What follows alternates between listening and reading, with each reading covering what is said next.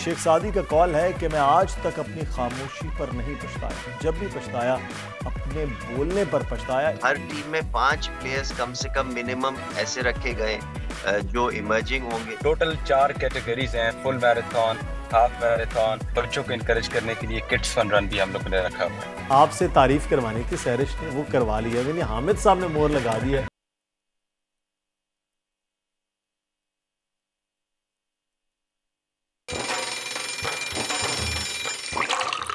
आजकल जिंदगी ही सुबह आउट ऑफ कंट्रोल है, दुनिया बोल है, पूरी दुनिया बोल है।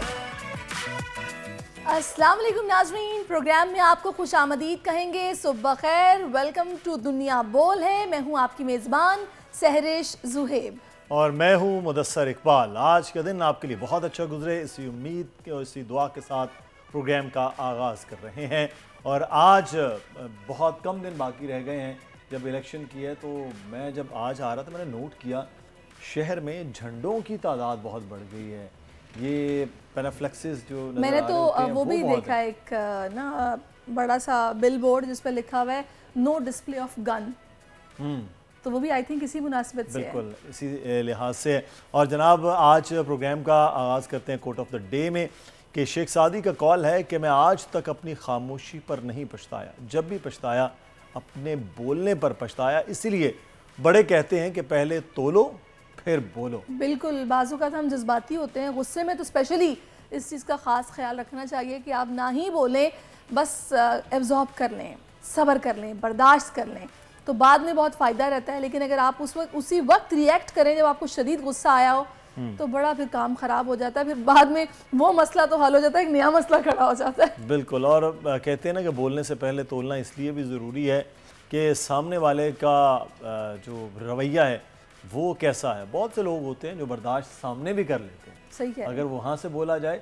लेकिन अगर दोनों जगह एक शेर और दूसरा सवा शेर हो तो फिर मसाइल क्रिएट होते हैं। बिल्कुल, तो इसी अच्छी बात के साथ कि पहले तोलना है फिर बोलना है, हम बढ़ेंगे बड़ी खबर की जानिब। सिंध हुकूमत का खेल के फ़रोग के लिए बड़ा इक़दाम। कराची में आज से सिंध प्रीमियर लीग का आगाज़। नेशनल स्टेडियम में शायकीन क्रिकेट के लिए आज फ्री एंट्री का ऐलान। PSL में बड़े बड़े स्टार क्रिकेटर्स फॉर्म में नजर आएंगे। वर्जिश करें, फिट हो जाएं। इस्लामाबाद की सर्द हवाओं में मैराथन रेस का इनेकाद। तैयारियों के हवाले से नाजरीन को आगाह करेंगे। पाकिस्तानी बॉक्सर का भारतीय हरीफ को चैलेंज। सिंध पुलिस के बॉक्सर शहीर आफरीदी बैंकॉक में एक और एजाज अपने नाम करने के लिए पुरअज़्म। एशियन टाइटल फाइट की कहानी सुनाएंगे शहीर आफरीदी अपनी जुबानी। और फैसलाबाद में सजा तंसाजों का मेला। सक्खर के नौजवान मुख्तियार ने मिस्टर पाकिस्तान का टाइटल अपने नाम कर लिया। तो बड़े ज़बरदस्त मेहमान हैं जो कि हमें आज ज्वाइन करने वाले हैं शो में। आप बहुत इंजॉय करने वाले हैं, तो आपने हमारा साथ नहीं छोड़ना। अब हम कुछ ट्रेंड्स की तरफ आते हैं और पहला जो टॉप ट्रेंड है वो है हैशटैग ननकाना नवाज शरीफ का। जलसा था कल। बिल्कुल, सोशल मीडिया एक्सपर्ट ट्रेंड में शामिल है। ननकाना में इंतखाबी जलसे में अपने खिताब में उन्होंने कहा कि 5 जज मिलकर ना निकालते तो आज मुल्क तरक्की की राह पर गामजन होता। अब की बार मौका मिला तो वो काम करेंगे, तारीख याद रखेगी।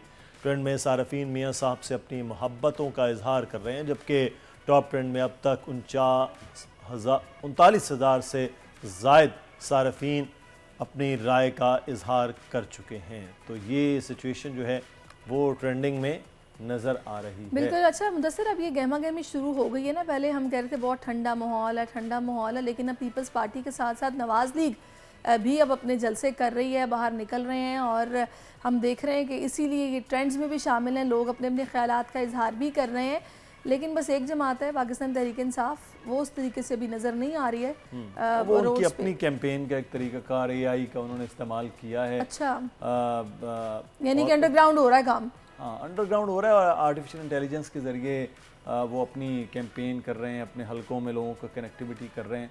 तो बहरहाल वो उस तरह से हैं। लेकिन जो एक रिवायती पाकिस्तान में सियासत के चलन है, यानी बड़े जलसे करना, रैलियाँ करना, वो सस्ता नहीं पड़ता होगा।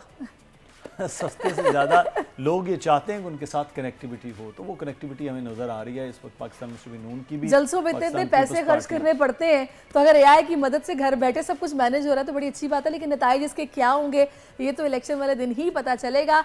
अब जी कराची के बासियों के लिए एक बड़ी खबर है, और जो क्रिकेट लवर्स हैं वो तो मेरा ख्याल है कि फूले नहीं समा रहे होंगे, क्योंकि उनके शहर में कराची में सिंध प्रीमियर लीग का आगाज़ हो रहा है और एसपीएल में 6 टीमें मद्दे मुकाबिल हैं, जिसमें पाकिस्तानी टीम के कई बड़े खिलाड़ी फॉर्म में नज़र आने वाले हैं।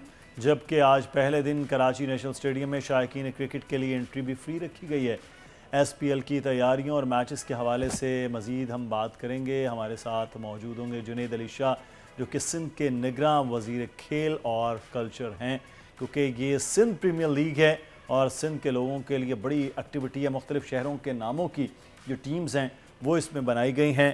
तो अब जो कल की तकरीब है उसमें आप बड़े बड़े नाम देख रहे हैं, जो लेजेंड्स हैं बल्कि उनके नाम देख रहे हैं। और अब ख़ास तौर पर क्रिकेट का ये एक अच्छा मौसम है, उस अच्छे मौसम में वो हमने जी जुनैद साहब इस वक्त हमारे साथ हैं, उनसे हम बात करते हैं। जी अस्सलाम वालेकुम, बहुत शुक्रिया आपके वक्त के लिए। बताइएगा जुनैद साहब, तैयारियां किस तरह की हैं और कैसे आप लोगों ने ऑर्गेनाइज किया ये सारा सिंध प्रीमियर लीग का इवेंट? जी वालेकुम अस्सलाम।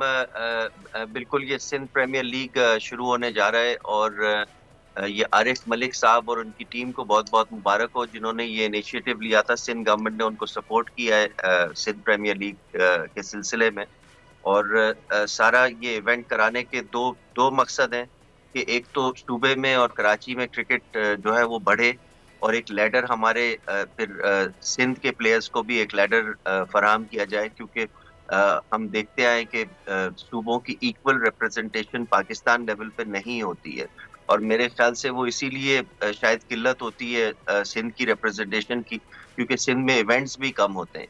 तो ये शायकीन के लिए तो है खुशखबरी के एक ज़बरदस्त इवेंट जो है उनके सूबे में होने जा रहा है, लेकिन साथ ही साथ प्लेयर्स के लिए बहुत खुशखबरी है कि उनको एक मौका मिलेगा यहाँ पे परफॉर्म करने का, ताकि वो अपना लोहा जो है वो मनवा पाएँ, और पाकिस्तान और PSL जैसे जो बड़े प्लेटफॉर्म्स हैं उसमें समझे एक तरह से एक एंट्री पॉइंट क्रिएट होने जा रहा है।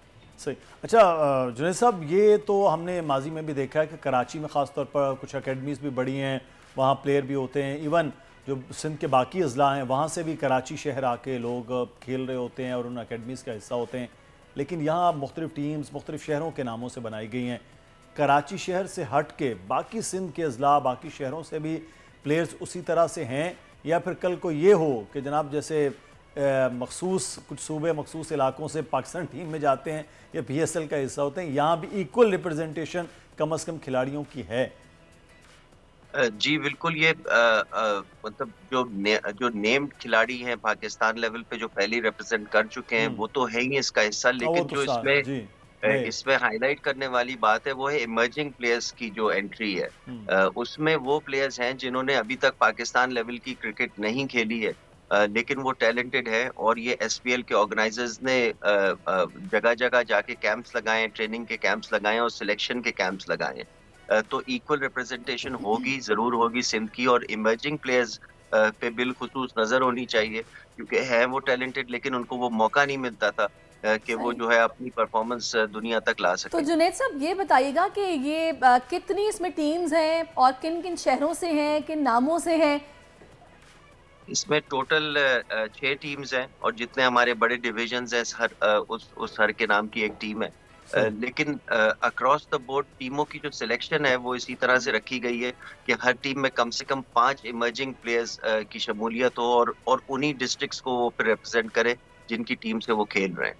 सही। अच्छा जुनैद साहब, ये एक बड़ा बार बार बात होती है कि स्पोर्ट्स पर उस तरह तवज्जो नहीं है सिंध में। आप क्योंकि इस वक्त निगरां वज़ीर खेल हैं, ग्राउंड्स कहते बनाए गए, स्टेडियम्स बनाए गए, लेकिन उसके बाद लुक आफ्टर नहीं है, उनके ऊपर उस तरह काम नहीं किया गया कि कम अज़ कम इंटरनेशनल नहीं तो नेशनल लेवल के स्टेडियम्स तो होने चाहिए। अरबाब न्याज़ स्टेडियम पेशावर होता है, तो हमारे पास जो स्टेडियम हैदराबाद है वैसे ही है, लेकिन उससे हट के जैसे हम छोटे शहरों में जाते हैं, सखल, लाड़काना, अमीरपुर ख़ास, तो वहाँ सिचुएशन बदल जाती है। क्या वाकई इससे जब से आप आए हैं आपने देखा कि वाकई ठीक नहीं है ग्राउंड्स और वो जो फैसिलिटीज़ नहीं हैं? मैं समझता हूँ कि सिंध गवर्नमेंट ने बहुत अच्छा इंफ्रास्ट्रक्चर बनाया है, बल्कि अगर बाकी सूबों से कंपेयर करें तो सिंध में हॉकी और क्रिकेट का खास तौर पे अच्छा। और मल्टी स्पोर्ट्स का भी बहुत अच्छा इंफ्रास्ट्रक्चर है। लेकिन आपने बिल्कुल वाज़ेह फरमाया कि इसका जो हैंडिंग ओवर और टेकिंग ओवर का सिलसिला था उसमें कुछ फ्लॉज थी, जो हमारी निगरान हुकूमत ने एक मॉनिटरिंग कमेटी भी बनाई है और ग्रीवियंस कमेटी भी बनाई है इसके लिए कि इसकी हैंडिंग ओवर किस तरह से होती है और क्या उन लोगों को दी जाती है जिनकी कोई क्रेडिबिलिटी हो, ताकि वो ये ग्राउंड्स इतने अरबों रुपए के ये स्ट्रक्चर्स बनते हैं और फिर इनकी मेंटेनेंस पे तवज्जो नहीं दी जाती, तो ये तो उसकी जिम्मेदारी होती है जिसको फिर हम ग्राउंड हैंड ओवर करते हैं। तो अब एक प्रॉपर मॉनिटरिंग कमेटी बन चुकी है। और दूसरा मैं इसी प्लेटफॉर्म से आपको बताता चलूं कि हम इंशाल्लाह वीकेंड के ऊपर कराची मैराथन भी कराने जा रहे हैं और सिंध अच्छा। गेम्स नाम का एक बहुत बड़ा इवेंट होता है सिंध में, जो बिल्कुल। पिछले 10 साल से नहीं हुआ है अनफॉर्चुनेटली। लेकिन वही ये एसपीएल की तरह ही ना, अगर आप अपने सूबा के लेवल के जो बजटेड शोज हैं, जो बजटेड स्पोर्ट्स के इवेंट्स से अगर वो ही ना कराएं तो फिर खिलाड़ी को, वो सिंध के खिलाड़ी को कम से कम वो प्लेटफॉर्म नहीं मिलता कि वो पाकिस्तान लेवल तक जाके फिर अपनी क्रिकेट या कोई और भी स्पोर्ट्स खेले। अच्छा जुनैद साहब, थोड़ा सा मुझे बताइएगा, क्रिकेट लवर्स के लिए एंट्री आज तो फ्री रखी गई है नेशनल स्टेडियम में, तो आगे ये टिकट्स फिर बाय करने पड़ेंगी या फिर ये कॉस्टली तो नहीं होगी? हाँ, मैं यही जानना चाह रही हूँ, क्योंकि लड़के दीवाने हैं क्रिकेट के, वो लाजमी इस इवेंट को देखने के लिए स्टेडियम आना चाहेंगे। जी बिल्कुल, आज के लिए तो हमने जान के इसको फ्री ऑफ कॉस्ट रखा है ताकि ज्यादा इन्फ्लक्स हो और एक अच्छी ओपनिंग सेरेमनी भी हो और अच्छा पहला मैच भी हो। कराची और हैदराबाद का आज पहला मैच है, लेकिन आने वाले दिनों में भी एंट्री फीस जो है वो बहुत नॉमिनल 100 रुपए रखी गई है और उसकी रीजन ही ये है कि ज्यादा से ज्यादा शायकीन जो है वो आ सके, प्लेयर्स का भी मोरल बूस्ट होता है और ये जाहिर है सूबे के लिए और शहर के लिए कराया जा रहा है एक इवेंट, तो ऑर्गेनाइजर्स भी चाहते हैं कि हाउसफुल हो हर मैच। अच्छा, मैचेस कितने होंगे टोटल और कब तक जारी रहेगा ये? ये थोड़ा टेक्निकल सवाल है, आई एम नॉट श्योर कि कितने मैचेस हैं, लेकिन 5 डेज का टोटल ये टूर्नामेंट है। सही। और जितने ये बड़े डिस्ट्रिक्ट्स हैं जिसका मैंने जिक्र किया, इनकी आपस में ये लीग है। बिल्कुल, वनडे। अच्छा, जीतने वालों के लिए प्राइज मनी होगा। हाँ, अच्छा, मैं एक चीज़ आपसे ये जानना चाहूँगा, बीइंग ए स्पोर्ट्स मिनिस्टर, हम क्रिकेट में देखते हैं तो इस सिंध जो प्रीमियर लीग है इसके लिए भी बहुत स्पॉन्सरशिप मिल जाती है, लेकिन बाकी जो स्पोर्ट्स है उसमें उस तरह स्पॉन्सरशिप नहीं है। आप लोग मैराथन कराने जा रहे हैं, फिर सिंध गेम्स, अब सिंध गेम्स में वो तमाम वो गेम्स हैं जिसकी तरफ उस तरह शायद पूरे पाकिस्तान में भी तवज्जो नहीं है, स्पॉन्सरशिप में भी जो प्राइवेट सेक्टर है। तो क्या ऐसे इकदाम बीइंग ए मिनिस्टर आपने किए हैं कि कम से कम उन स्पोर्ट्स की जानिब भी स्पॉन्सरशिप भी आए और बाकी लोग जो हैं वहाँ पर आएँ और कम से कम उस स्पोर्ट्स को भी कुछ सुनवाई हो? देखिए, हम एज गवर्नमेंट ऑफ सिंध, तो वैसे तो मैं चेयरमैन सिंध ओलंपिक एसोसिएशन भी हूँ और इस सीट को संभालने से पहले का हूँ, लेकिन स्पोर्ट्स को मकबूल करने के लिए या कोई भी स्पॉन्सर्स उस तक अट्रैक्ट करने के लिए और इसको एक फीजिबल चीज बनाने के लिए स्पोर्ट्समैन के लिए कि वो भी आए और फिर ग्राउंड में इंटरेस्ट के साथ अपना गेम खेले, उसके लिए एक ही चीज होती है कि आप रिकरेंट इवेंट्स कराएं ताकि इंटरेस्ट बढ़े उस स्पोर्ट्स के अंदर। अनफॉर्चुनेटली हम लोग भी क्रिकेट को ज्यादा फॉलो करते हैं, क्रिकेट पे ज्यादा बातें करते हैं, लेकिन हॉकी हमारा नेशनल गेम है। अभी आपने हाल ही में परफॉर्मेंस भी देखी, कोई इतनी खास नहीं थी। तो ये प्लेयर्स पे भी डिपेंड करता है कि उसी लेवल से उन स्पोर्ट्स में इंटरेस्ट लें, लेकिन फिर ऑर्गेनाइजर्स और गवर्नमेंट के ऊपर भी डिपेंड करता है कि वो ये रिकरेंट इवेंट्स कराएं, सिंध गेम्स जैसे इवेंट्स कराएं, ताकि जो छोटे स्पोर्ट्स हैं, बैडमिंटन है, टेबल टेनिस है, स्क्वॉश है, इन सारे स्पोर्ट्स में भी पाकिस्तान ने इक्वली उतना ही अपना एफर्ट दिखाया है इन द पास्ट और इक्वली उतने ही हीरोज पैदा किए हैं जितने क्रिकेट ने किए हैं। तो it's all about doing recurrent events ताकि बच्चों के अंदर वो खेल जब मीडिया के ऊपर देखें या ग्राउंड में आके देखें तो उनका इंटरेस्ट डेवलप हो। सही। अच्छा जुनैद साहब, थोड़ा सा भी आपने भी इमर्जिंग प्लेयर्स की बार बार बात की है कि नए टैलेंट को आगे आने का मौका मिलेगा इस इवेंट की वजह से, कुछ बताएंगे कितने ऐसे प्लेयर्स हैं जो कि बिल्कुल इमर्जिंग हैं, नए हैं और उनको मौका मिल रहा है? इसमें हर टीम में 5 प्लेयर्स कम से कम मिनिमम ऐसे रखे गए जो इमर्जिंग होंगे और जिन्होंने कभी भी पाकिस्तान लेवल की क्रिकेट नहीं खेली होगी, लेकिन उनमें टैलेंट बहुत होगा, यानी कि उन्होंने डोमेस्टिक सर्किट पे परफॉर्म किया हुआ होगा और इन्होंने भी लोकल ट्रायल्स भी कराए हैं इन्हीं शहरों में। ताकि वो इनके अपने सिस्टम के थ्रू भी मेरिट के ऊपर उनका सिलेक्शन हो। सही। तो ये इन प्लेयर्स की सपोर्ट जो है वो सिर्फ इस हद तक होगी या फिर आगे परफॉर्म करते हैं तो उससे आगे भी नेशनल लेवल पर खेलने के लिए भी आप लोगों की सपोर्ट साथ होगी? नहीं, क्योंकि ये पीसीबी से एनओसी लिया हुआ इवेंट है, तो इसकी परफॉर्मेंस जो है वो काउंट की जाएगी डोमेस्टिक सर्किट के अंदर। और पीसीबी को ऑन बोर्ड रखने का रीजन भी यही था कि इसमें जो भी लड़का परफॉर्म करे वो हाईलाइट भी हो, और चूंकि ये वेरियस प्लेटफॉर्म्स पे लाइव अब दिखाया भी जाएगा, तो जरूर मैं समझता हूँ कि प्लेयर के पास इस वक्त भरपूर मौका है कि वो अपने टैलेंट को दिखाए। और क्योंकि जिन प्लेयर्स के खिलाफ वो खेल रहा है वो एक बड़ी स्ट्रॉन्ग टीम होगी, तो इसलिए इसकी परफॉर्मेंस डेफिनेटली ऑथेंटिक है।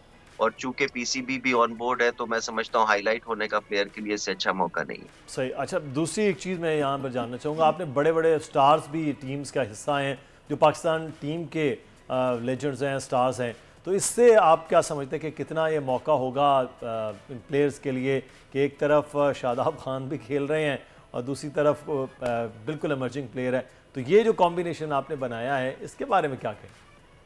देखिए, क्लब क्रिकेट भी जब हम खेलते थे या खेलते हैं तो उसमें भी मिक्सचर होता है।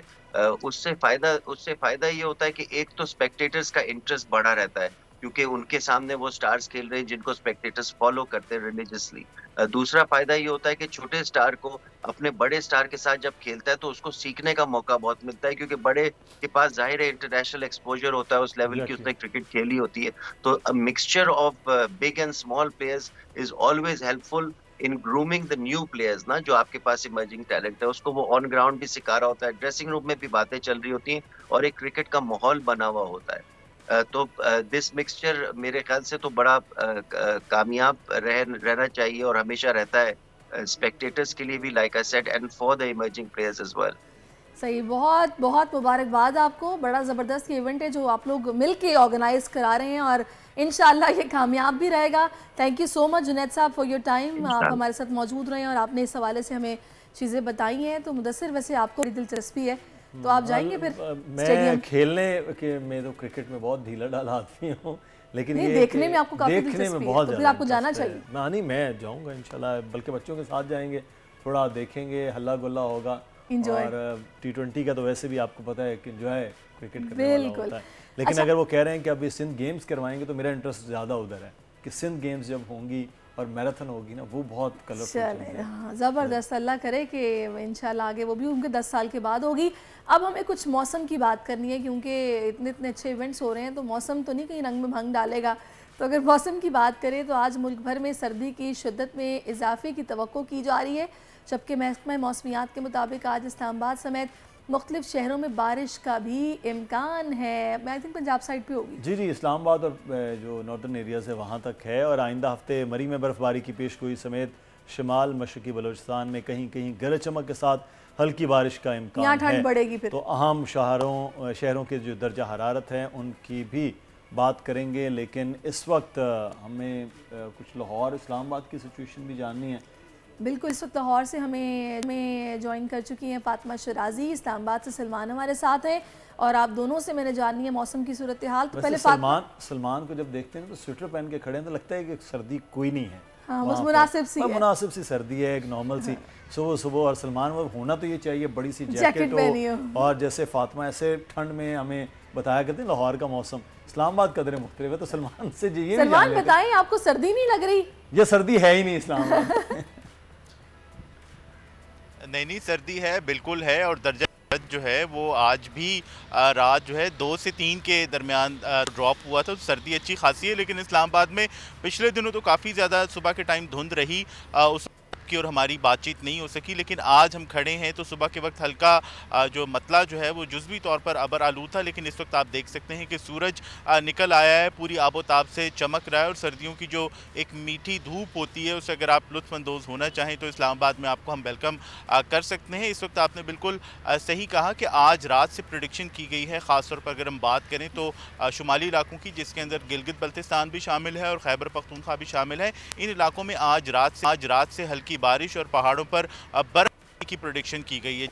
तवील जो खुश्क साली हम देख रहे हैं उसका खात्मा होता दिखाई दे रहा है। और रवा हफ्ते के अख्ताम पर इस्लामाबाद में भी यानी सैटरडे को, संडे को और उसके बाद ऑनवर्ड जो है वो हल्की बारिश की प्रेडिक्शन जो है वो की गई है, जिसके नतीजे में मौसम की जो खुश्की है और जो हवा के अंदर हम गर्द देख रहे हैं और देख रहे हैं तो उम्मीद की जा सकती है कि उसका खात्मा जो है वो मुमकिन होगा। इस वक्त अगर हम ओवरऑल वेदर की बात करें तो पूरा मुल्क और ख़ास तौर पर जो बलाई इलाके हैं, शुमाली इलाके हैं, वो शदीद सर्दी की लपेट में है, खुश्क सर्दी है। और जो पंजाब, खैबर पख्तूनख्वा, सिंध के मैदानी इलाके हैं वो ना सिर्फ फॉग बल्कि स्मोक की लपेट में भी हैं। और इन इलाकों में क्योंकि दिन को भी धुंध छाई रहती है, जैसे कि अभी आप लाहौर से हमारी कुलीग का जिक्र कर रहे थे कि लाहौर में और इन मैदानी इलाकों के अंदर क्योंकि दिन के औकात में भी धुंध होती है, तो वहाँ पर भी महकमा मौसमियात का कहना है कि जो डे टाइम टेम्परेचर है वो मामूल से काफ़ी ज़्यादा कम है। इस वजह से सफ़र के लिए भी एहतियात की ज़रूरत है और जो आपके रोज़मर्रा के मामूल लाहौर और मैदानी इलाकों की सूरत हाल जो आप बात करें, सलमान साथ रहिएगा, फातिमा शिराजी से जान लेते हैं।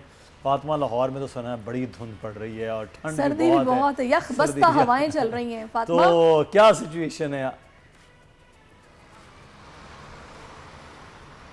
जी बिल्कुल, आपने सही कहा। जहां लाहौर में सियासत की गर्मा गर्मी अरूज पर है, वहां ठंड ने भी अपने डेरे डाल लिए हैं और खुश्क सर्दी की वजह से शहरी बहुत ज़्यादा बीमार, क्योंकि बारिश आपको पता है हो नहीं रही और महकमा मौसमियात के मुताबिक भी अगले 10 रोज़ तक बारिश का कोई इम्कान नहीं है लाहौर में। तो इसकी वजह से नाकन, गला और खुश्क जो खांसी है उसमें बहुत ज़्यादा इजाफा हो रहा है। बूढ़े और नौजवान तो सर्वाइव कर जाते हैं, लेकिन ख़ुसूसी तौर पर जो बच्चे हैं वो नमूनिया का बहुत ज़्यादा शिकार हो रहे हैं और हॉस्पिटल्स में भी ज़्यादातर जो अमवात हो रही हैं वो बच्चों की नमूनिया की वजह से हो रही हैं। लिहाजा तिब्बी माहिरीन के मुताबिक वालिदैन को चाहिए कि वो अपने बच्चों को सर्दी से बचाएं। अगर मैं दर्जा हरारत की बात करूं तो दर्जा हरारत इस वक्त लाहौर में 7 डिग्री सेंटीग्रेड है, जो कि बहुत ज़्यादा है। और हवाएं जो हैं वो 3 किलोमीटर फ़ी घंटा की रफ्तार से चल रही हैं, जिसमें नमी का जो तनासुब है वो 83% है। और इसमें अगर मैं फॉग के साथ स्मोक की भी बात करूं तो बेहतर होगा। लाहौर में इस वक्त जो स्मोक है वो 165 एयर क्वालिटी इंडेक्स है और दुनिया में आलूदगी के हवाले से लाहौर आज 9वें नंबर पे है। और लिहाजा जो शहरी हैं उन्हें चाहिए कि वो अपना ख्याल खुद रखें, मास्क का इस्तेमाल करें और बिला ज़रूरत घर से फातिमा, लाहौर में मुझे बताइए ठंड ने, स्मॉग ने, फॉग ने क्या इलेक्शन को भी इफेक्ट किया है?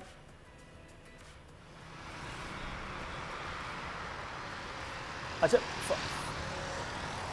सलमान, फातिमा हमें सुन सकती हैं? फातिमा, मैं आपसे जानना चाहूँगा फॉग और स्मॉग की वजह से कोई इलेक्शन की मुहिम है उस पे भी इफेक्ट हुआ है?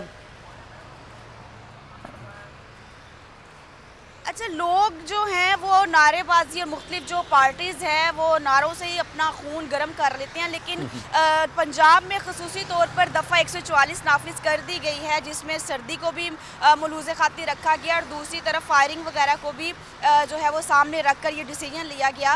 लिहाजा जो इलेक्शन की गहमा गहमी पहले नज़र आती थी वो अब बिल्कुल नज़र नहीं आ रही। जी सही, तो सलमान से भी जान लेते हैं। इस्लामाबाद में भी नारे लग रहे हैं, ये सूप के साथ चल रहा है इलेक्शन की मुहिम, चाय गर्मा गर्म चाय के साथ चल रही है। सलमान, इस बार इलेक्शन काफ़ी फीका फीका दिखाई दे रहा है, उसकी बहुत सारी वजूहात हैं, आप में हम सब जानते हैं, लेकिन आई थिंक कि आने वाले दिनों के अंदर इसके अंदर एक्टिविटीज़ के अंदर इजाफा जो है वो होता दिखाई देगा। मुख्तलिफ उम्मीदवार हैं, उनके बैनर्स लगे हुए हैं, उनके पोस्टर्स लगे हुए हैं और इस वक्त फ़िलहाल जो उम्मीदवार हैं वो कॉर्नर मीटिंग से या छोटे छोटे गली मोहल्ले के लेवल के ऊपर अपने जलसों से या आप कह लें कि डोर टू डोर कैंपेन से ज़्यादा काम चलाया जा रहा है एज़ कम्पेयर कि हम देखें कि बहुत बड़ी रैली हमें दिखाई दे। इक्का दुक्का उम्मीदवार जो हैं वो छोटी मोटी गाड़ियों की रैली या बाइक्स की रैली या नौजवान जो हैं वो हमें दिखाई देते हैं, लेकिन कोई बहुत बड़ी एक्टिविटी, कोई मैसिव कैंपेन जो है किसी बड़ी पॉलिटिकल पार्टी की तरफ से दिखाई नहीं दे रही। हो सकता है कि आने वाले दिनों के अंदर ये पार्टीज जो हैं वो इस्लामाबाद का भी रुख करें, लेकिन इस वक्त गली मोहल्ले के लेवल के ऊपर डोर टू डोर कैंपेन, इस तरह की एक्टिविटीज जो हैं वो ठंड के मौसम में इलेक्शन को खासा ठंडा कर दिया है। सलमान, बहुत शुक्रिया, आप हमें आगाह कर रहे थे इस्लामाबाद की सूरत हाल और लाहौर से फातिमा शिराजी हमें बता रही थी ठंडा ठार और ठंडी ठार सूरत हाल। बिल्कुल, एक ब्रेक लेते हैं, ब्रेक के बाद वापस आते हैं। Stay with us.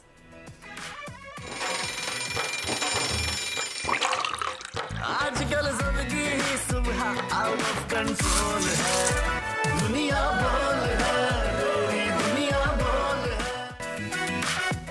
Ji welcome back. और इस्लामाबाद के शहरी भाई तैयार हो जाएं, क्योंकि सर्द हवाओं में होने जा रहा है मैराथन रेस का इवेंट और ये Islamabad run with us, I think so इसका टाइटल है।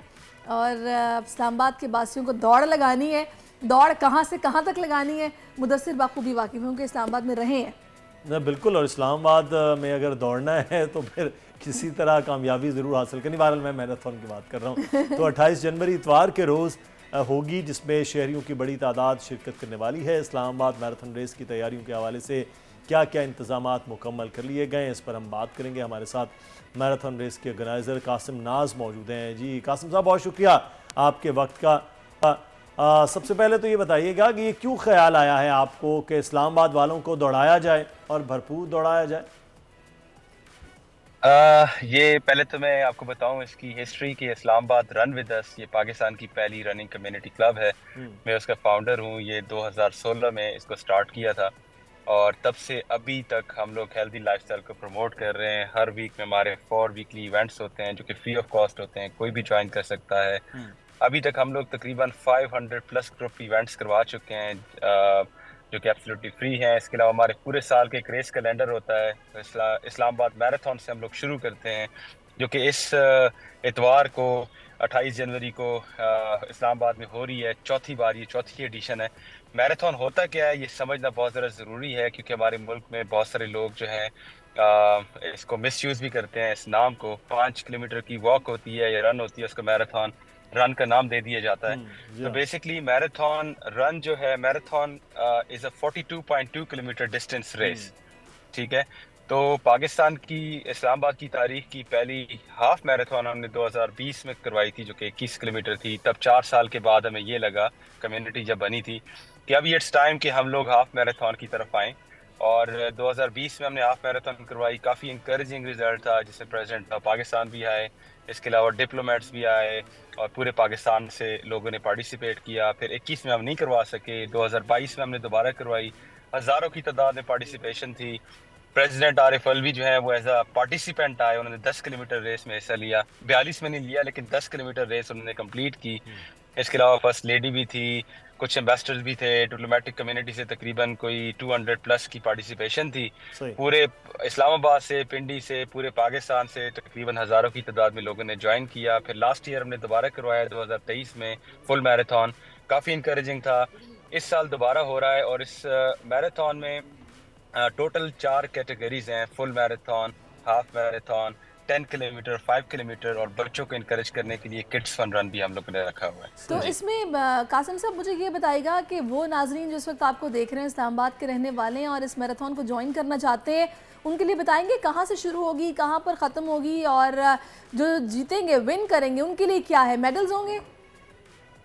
जी बिल्कुल, मैं आपको गाइड कर लेता हूँ। ये जो रूट हमारा है वो इस्लामाबाद का हार्ट है बेसिकली। ट्रेल 3 पार्किंग मार्गला हिल्स नेशनल पार्क से हम लोग शुरू करेंगे। हमारा वहाँ पे ट्रस्ट होगा जो स्टार्टिंग फिनिशिंग पॉइंट है, वहाँ से मार्गला रोड पे एंटर होंगे। मार्गला रोड से जिनको वाकफियत है तो एक जू सिग्नल है, जू सिग्नल से हम लोग लेफ्ट हो जाएंगे toward 7th Avenue. 7th Avenue complete पूरा रोड हमने किया और उसके बाद हम लोग शकरपड़िया नेशनल पार्क में एंटर हो गए। लोक विरसा से होके पाकिस्तान म्यूजियम को क्रॉस करके परेड ग्राउंड से थोड़ा सा पहले हम लोगों ने वहाँ से यू टर्न लिया है बैक टू जो है ट्रेल 3 पार्किंग। तो ये टोटल डिस्टेंस बनता है 21.1 किलोमीटर जो कि हाफ मैराथन कहलाता है। तो ये वाला जो रूट है, जो फुल मैराथन वाले हैं वो 2 बार रिपीट करेंगे, जो हाफ वाले हैं वो 1 बार करेंगे। 5 किलोमीटर भी इसी रूट के दरमियान में है जो कि जू से हम लोग वापसी करवा देंगे और 10 किलोमीटर भी इसी रूट के दरमियान में। और इनामात की जहाँ पे बात है तो तकरीबन 7 लाख के करीब हम प्राइज मनी दे रहे हैं, जिसमें male and female separate categories हैं, मतलब उसमें इक्वल जो है वो प्राइज मनी है मेल एंड फीमेल की।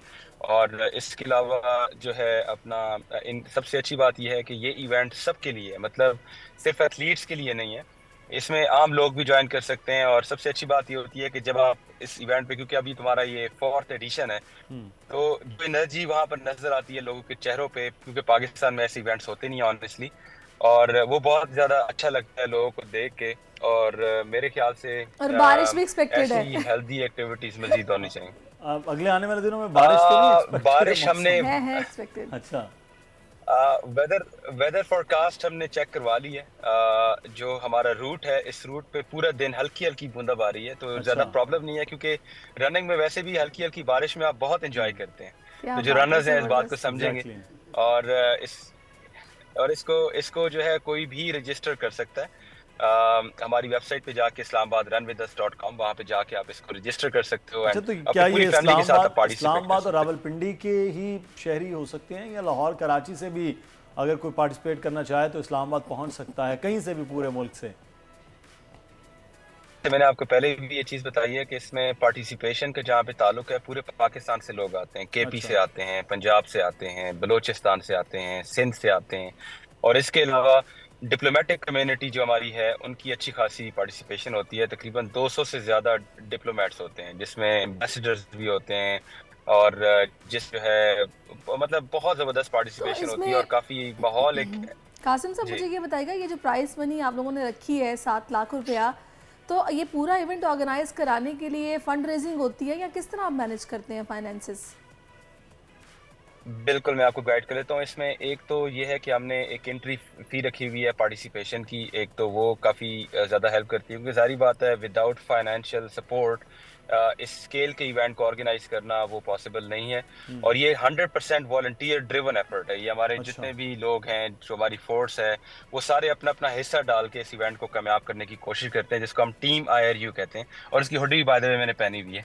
तो इसको जो हमारे इसके अलावा स्पॉन्सर्स होते हैं इस टाइम पे, हमारा जो टाइटल स्पॉन्सर एडम्स है, और इसके अलावा एडम्स मिल्क फूड, और इसके अलावा काफ़ी और भी स्पॉन्सर्स हैं। तो जाहिर बात है इस्लामाबाद इंतज़ामिया की बड़ी ज़रूरत है, इस्लामाबाद पुलिस की आपको बड़ी ज़रूरत होती है, क्योंकि सिक्योरिटी के मामलात हैं। पूरा आपको 7th एवेन्यू क्लियर करना है, शक्करपड़ियाँ का पूरा एरिया वो क्लियर चाहिए है। तो कितनी सपोर्ट आपको हमेशा रही है, और अब की बार भी इस्लामाबाद इंतज़ामिया की जानिब से और फिर पुलिस की जानिब से? जी बिल्कुल, डिस्ट्रिक्ट एडमिनिस्ट्रेशन की सपोर्ट के बगैर तो ये प्रोजेक्ट पॉसिबल भी नहीं है। और हमेशा से अच्छी बात यह है कि हमारी जो लोकल इस्लामाबाद कैपिटल एडमिनिस्ट्रेशन है, उनकी काफ़ी ज़बरदस्त सपोर्ट होती है। इस्लामाबाद ट्रैफिक पुलिस की, इस्लामाबाद पुलिस की, तो जितने भी हमारे डिपार्टमेंट्स हैं उनकी काफ़ी बेहतरीन और ज़बरदस्त सपोर्ट होती है।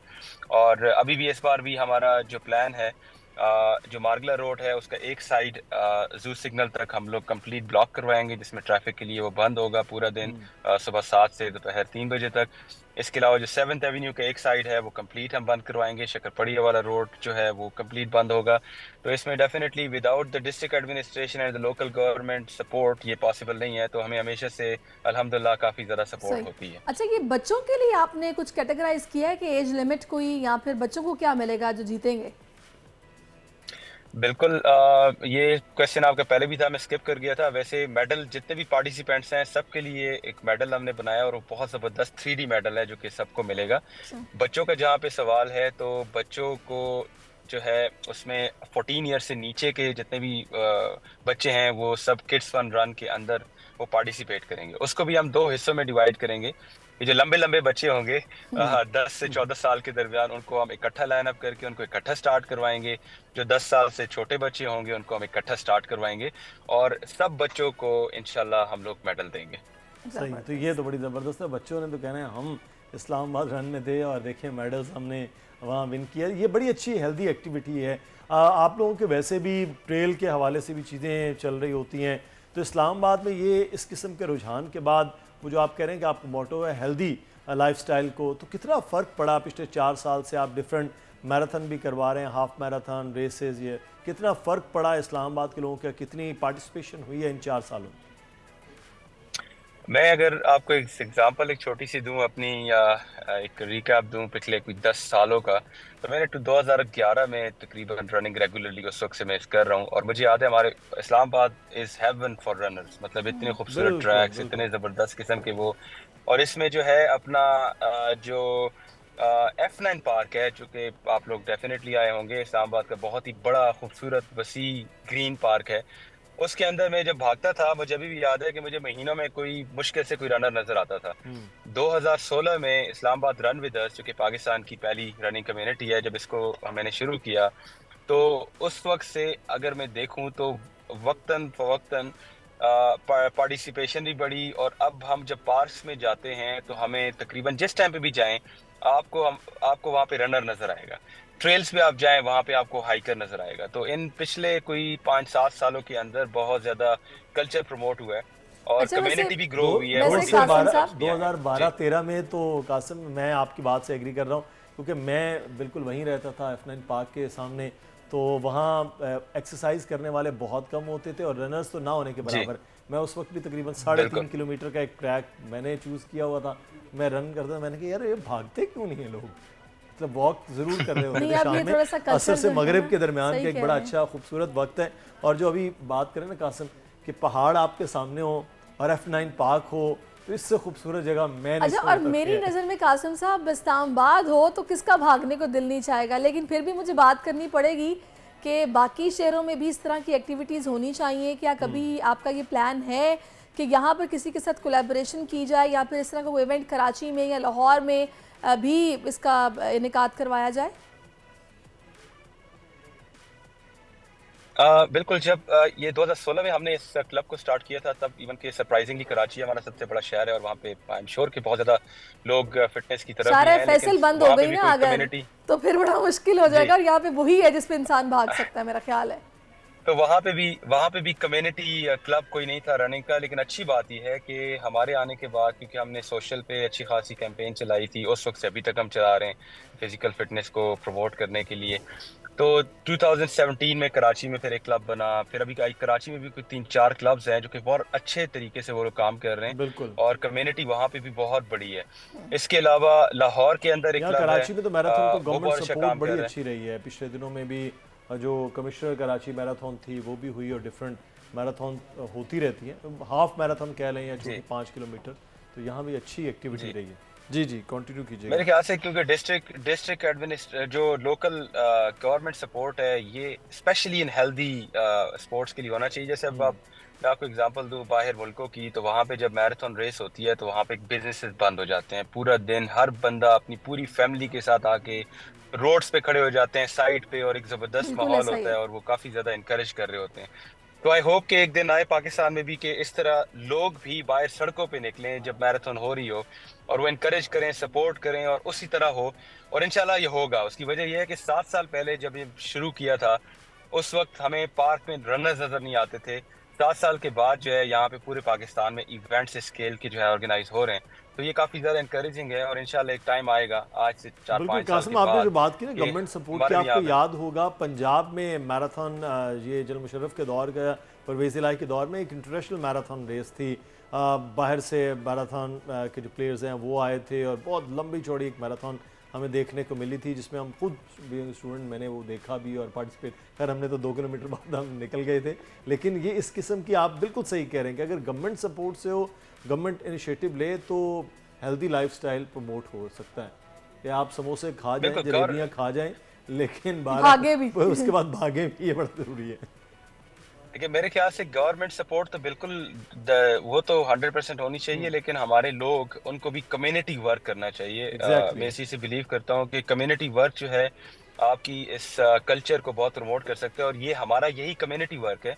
जैसे मैं आपको बता रहा था, हमारे पूरे एक हफ्ते में 4 ग्रुप इवेंट्स होते हैं और वो 4 ग्रुप इवेंट्स एब्सोल्युटली फ्री होते हैं। हम कोई चार्ज नहीं करते। हमें लोग मैसेज करते हैं यार व्हाट्स योर मेंबरशिप फी, तो हम उन्हें बताते हैं फ्री है ये, आप आएँ, हमें ज्वाइन करें, सोशलाइज करें, रन करें, एक्सरसाइज करें और जाएं। लोग बहुत परेशान होते हैं क्योंकि कल्चर यहाँ पे नहीं है। मेरे ख्याल से ये कम्युनिटी जो कल्चर है ना, इसको मजीद प्रमोट होने की ज़रूरत है। और इसी तरीके से जब हम लोग कोई कम्युनिटी, कोई ऐसे रेस इवेंट्स जब हम करवाते हैं तो उसमें लोकल गवर्नमेंट सपोर्ट हो, वो इनकरेज करें, डिपार्टमेंट्स हमारे इनकरेज करें ताकि ये चीज़ मजीद आगे से आगे जाए। जो कि अभी तक सपोर्ट जिस लेवल पे है वो ठीक है, लेकिन उसको मजीद इम्प्रूव होना चाहिए, बेहतर होना चाहिए। सही कह रहे हैं। अच्छा मुझे बताइए, आपने 28 जनवरी की डेट को चूज़ किया, इसकी खास वजह थी? बिल्कुल, हमारा ये 4th एडिशन है इस्लामाबाद मैराथन का।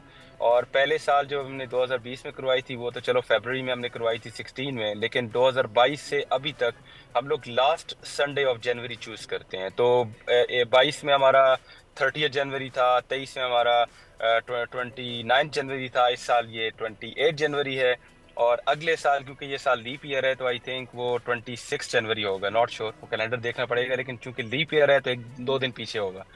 तो ये हमारा लास्ट अगर आपने संडे ऑफ जी सही कराची में कराई तो मुदस्सिर लाजमी ज्वाइन करेंगे, क्योंकि इनको भी थोड़ा बहुत भागने का देखिए हम लोग जो है ना, हम बहुत सुस्त लोग हैं। खैर बहुत अच्छा लगा आपसे कासिम साहब बात करके, और इंशाल्लाह आपका ये इवेंट बहुत कामयाब रहेगा, और हम मुंतज़िर हैं कि आप कब कराची में भी कोलैबोरेशन के साथ कराते हैं इसको। अच्छा मैं आपको कराची नहीं, मैं बल्कि ये है कि इंसान अपनी कोशिश करता है। मैं ये सोच रहा हूँ कि कासिम साहब से अब रब्ता रहे, अगले साल जो हो वहाँ इस्लामाबाद ज़रूर पहुँचा जाए और इस्लामाबाद जाके ज्वाइन किया जाए, और वहाँ से इस मैराथन के तब से पूरा एक साल 365 दिन तैयारी की जाए। तो क्या वाकई एक साल में बंदा कर सकता है इतनी लंबी चौड़ी मैराथन 42 किलोमीटर? जो मैराथन का एक प्लान होता है जिसमें आप पूरा मैराथन, लेट्स से अगर आप भागना चाह रहे हैं 42.2 किलोमीटर्स, उसके लिए एटलीस्ट आपको ना 6 मंथ्स चाहिए। अगर बहुत कम भी अगर आपने आपको टाइम देना चाहें तो 4 मंथ्स के अंदर आप मैराथन कंप्लीट ट्रेनिंग कर सकते हैं। और आप तैयार हो सकते हैं और पूरा मैराथन आप भाग सकते हैं, तो जो कि इंजरी फ्री होगा और आप एंजॉय भी करेंगे। अदरवाइज ये कि आपका लेट्स से अगर ट्रेनिंग कम है तो आप उसको जो है 5 किलोमीटर में जा सकते हैं, 10 में जा सकते हैं, हाफ में जा सकते हैं। इसमें हम लोगों ने कट ऑफ टाइम्स रखे हुए हैं। सही। और वो हमने कट ऑफ टाइम्स इस तरीके से रखे हुए हैं कि स्पेशली जो छोटे डिस्टेंसेस हैं, जैसे 5 किलोमीटर है, 5 किलोमीटर का हमने 1 आवर कट ऑफ टाइम रखा हुआ है, 60 मिनट्स। तो इजीली अगर आप वॉक भी करें ना तो 5 किलोमीटर इजीली आप कर सकते हो 1 घंटे के अंदर। इस तरह की तरीके से जो 10 किलोमीटर है उसका 1.5 आवर्स है, हाफ मैराथन का 3 आवर्स है, और जो फुल मैराथन है उसका 6 आवर्स है। तो इसमें ये जो ट्रेनिंग है उसमें क्या क्या चीज़ें होती हैं? मतलब जाहिर है फिर साथ डाइट का भी कोई ख्याल रखना होता होगा। बिल्कुल, डाइट तो सबसे ज़्यादा इम्पॉर्टेंट है। डाइट तो आपको हेल्दी लेनी पड़ती है, नंबर 1, वो तो बिल्कुल ठीक है। इसके अलावा आपको अपनी बॉडी को कंडीशन करना होता है। पहले आप करते हो जब आप बिल्कुल स्टार्ट कर रहे हो तो आपने इजी स्टेप से स्टार्ट करना होता है। आपने ये नहीं करना होता कि पहले दिन आप जज्बाती हो के आप स्पीडें मारना शुरू कर दो या आप डिस्टेंस बढ़ाना शुरू कर दो। आपने अपनी बॉडी को कंडीशन करना होता है। तो आप कम डिस्टेंस से शुरू करते हैं, आहिस्ता आहिस्ता आप डिस्टेंस बढ़ाते हैं। आपने स्पीड पे काम नहीं करना। फिर आपने तकरीबन वीकली एक स्केड्यूल होता है जिसमें आप इजी रन्स कर रहे होते हैं। इसमें 80% आपकी जो ट्रेनिंग है वो इजी होती है, जिसमें आप भाग रहे हो, आपका जो हार्ट रेट है वो एस्केलेट ज़्यादा ना हो, आपका हार्ट रेट उस जोन में हो, उसे हम कहते हैं फैट बर्निंग जोन या जोन 2, जिसमें आप जिस टाइम पे भाग रहे होते हैं तो आपका जो हार्ट रेट है वो ज़्यादा ऊपर नहीं होता। इसमें आप कन्वर्सेशन मेंटेन कर सको, जैसे लट से आपके साथ कोई बंदा भाग रहा है उस साथ आप बातें कर सको, आपकी सांस टूटे ना, बातें टूटे ना। तो इस स्पेस में आपको ना मेंटेन करना होता है। और इसके अलावा कुछ स्पीड इंटरवल्स होते हैं वो आपको करने होते हैं। इसके अलावा कुछ और फार्टलेक्स वगैरह इस टाइप की ट्रेनिंग होती है। प्लस आपको जिम अगर आपके पास एक्सेस है तो 1-2 दिन आपको जो है कोर ट्रेनिंग पे भी फोकस करना पड़ता है। तो मतलब ये कि तकरीबन आपका 4-5 दिन का अगर आप स्केड्यूल इजीली मैनेज कर सकते हो और अगर आपके पास 4 मंथ्स का टाइम है तो आप बहुत इजीली अपने आप को ट्रेन कर सकते हो। चलो जी, 365 दिनों में तो फिर बहुत तैयारी हो सकती है अगर पूरे साल की आज से तैयारी करें कि अगला 27-28 जनवरी वो इस्लामाबाद जाके मैराथन। तो फिर मेरा ख्याल है अब मैं जिम के साथ अब रनिंग भी शुरू कर दी जाए ताकि अगले साल। बिल्कुल, यहाँ पर एक इंटरेस्टिंग बात मैं आपको बताना चाहूँगा कि हमारे इस इवेंट को एक बहुत ही ज़बरदस्त शख्सियत जो है वो पार्टिसिपेट कर रही है, वर्ल्ड गिनीज रिकॉर्ड होल्डर हैं, अमेरिकन है, और वो ऑलरेडी कल की डेट में पाकिस्तान आ चुके हैं। ही इज 74 ईयर्स ओल्ड माशाल्लाह। और उनका रिकॉर्ड ये है कि 196 कंट्रीज में वो मैराथन भाग चुके हैं और 204 टोटल मैराथन्स अपनी लाइफ में भाग चुके हैं। और ये पाकिस्तान इस्लामाबाद मैराथन जो है उनका 197th कंट्री होगी, जो कि रिकॉर्ड में उनका इजाफा हो रहा है, और 205th जो है उनका मैराथन होगा। तो ब्रैंटन का नाम है, वो पाकिस्तान आ चुके हैं और इंशाल्लाह वो भी इस्लामाबाद मैराथन होगी ना। फिर तो ये इंटरनेशनल जी बिल्कुल, बिल्कुल ऐसे ही है। सही। तो हमने इसको जिस स्केल पे लेके चलना है, इंशाल्लाह जो एम है वो ये है कि फ्यूचर में इसको इंटरनेशनल मैराथन लिस्ट में रिकॉग्नाइज करवाना है हमने। तो अभी ये छोटे छोटे स्टेप्स हम ले रहे हैं, जैसे अभी बाहर से लोग आने शुरू हो चुके हैं। इसके अलावा भी कुछ लोग बाहर से आए, तो मैंने आपको एक पर्सनैलिटी बताई है। तो इंशाल्लाह फ्यूचर में बहुत जबरदस्त कासिम, आप जबरदस्त आप काम कर रहे हैं। इस्लामाबाद के लोगों को निकलना चाहिए इस्लामाबाद में भागने के लिए। अच्छा मुदस्सिर, वैसे तो हम किसी से कम नहीं है, बल्कि जब बात बॉक्सिंग के खेल की जाए ना, तो फिर तो हम बॉक्सर्स के, वो कहते हैं ना कि जी पंचेस जो है हमारे बॉक्सर्स के, वो दुनिया भर में मशहूर हैं। पाकिस्तानी मशहूर बॉक्सर शहीर आफरीदी ने भारतीय हरीफ को चैलेंज कर दिया है। Sindh police rapid response force के बॉक्सर हैं शहीर आफरीदी। एक और एजाज़ अपने नाम करने के लिए इस वक्त पुरअज़्म है। पहली बार वर्ल्ड बॉक्सिंग एसोसिएशन के तहत होने वाली एशियन टाइटल फाइट में भारतीय और पाकिस्तानी बॉक्सर आमने सामने होंगे। आपको बताएं कि कमांडो बॉक्सर शहीर आफरीदी माजी में WBC एशिया और ABF एशियन बॉक्सिंग फेडरेशन का टाइटल जीत चुके हैं, जबकि बैंकॉक में होने वाली फ़ाइट के हवाले से शहीर की तैयारियां कितनी मुकम्मल हो चुकी हैं, जानने के लिए हमारे साथ इस वक्त शहीर आफरीदी मौजूद हैं। बिल्कुल, और सिंध पुलिस से भी हैं ये। बहुत शुक्रिया शहीर आपके वक्त के लिए। बताइएगा, Sindh police rapid response force में स्पोर्ट्स, वो भी एक्शन के साथ, कैसा लगता है जब पुलिस की नुमाइंदगी करते हैं आप? जी बिल्कुल, ये मेरे लिए बड़े एजाज़ की बात है कि मैं Sindh police rapid response force का भी हिस्सा हूँ और इंटरनेशनल प्रोफेशनल बॉक्सर भी हूँ।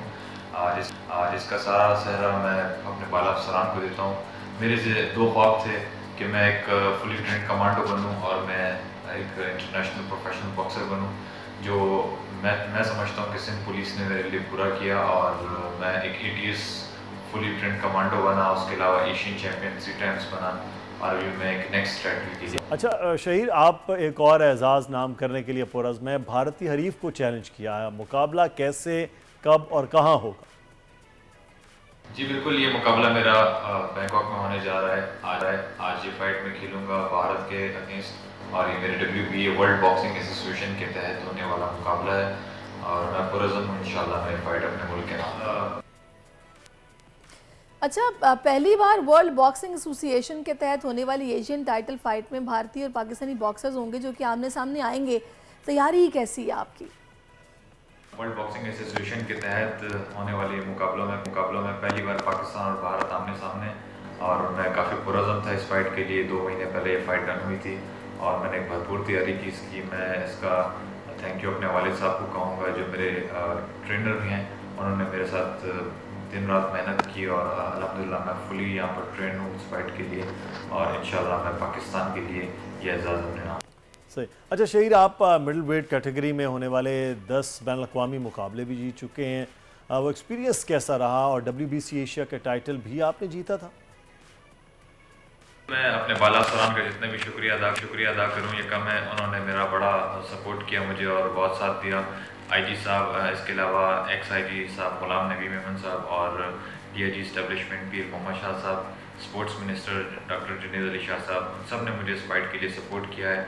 इससे पहले मेरी 10 फाइट्स हो चुकी हैं, उसके लिए उन्होंने मुझे काफ़ी सपोर्ट किया और मैं समझता हूँ कि उनकी सपोर्ट के बगैर मैं कुछ भी नहीं था। और अल्हम्दुलिल्लाह आज मैं 11वीं फाइट अपनी लाइफ की खेलने जा रहा हूँ। इससे पहले मैंने 10 फाइट्स खेली हैं और उन सब में नाकाबिल शिकस्त रहा हूँ और इंशाल्लाह इसको मैं आगे भी इसी तरह। अच्छा, अब आखिर में आपके मैच के हवाले से आपकी जीत के लिए हम पुरुमीद भी हैं कि आप माशाल्लाह इतनी अच्छी तैयारी के साथ हैं। आप भारतीय हरीफ को शिकस्त देने के लिए आपकी तैयारियां, उस हवाले से नाजरीन को आपने बताया अपना कोई पैगाम जीत के हवाले से जो कि आप देना चाहें इस प्लेटफॉर्म के तवस्सुत से?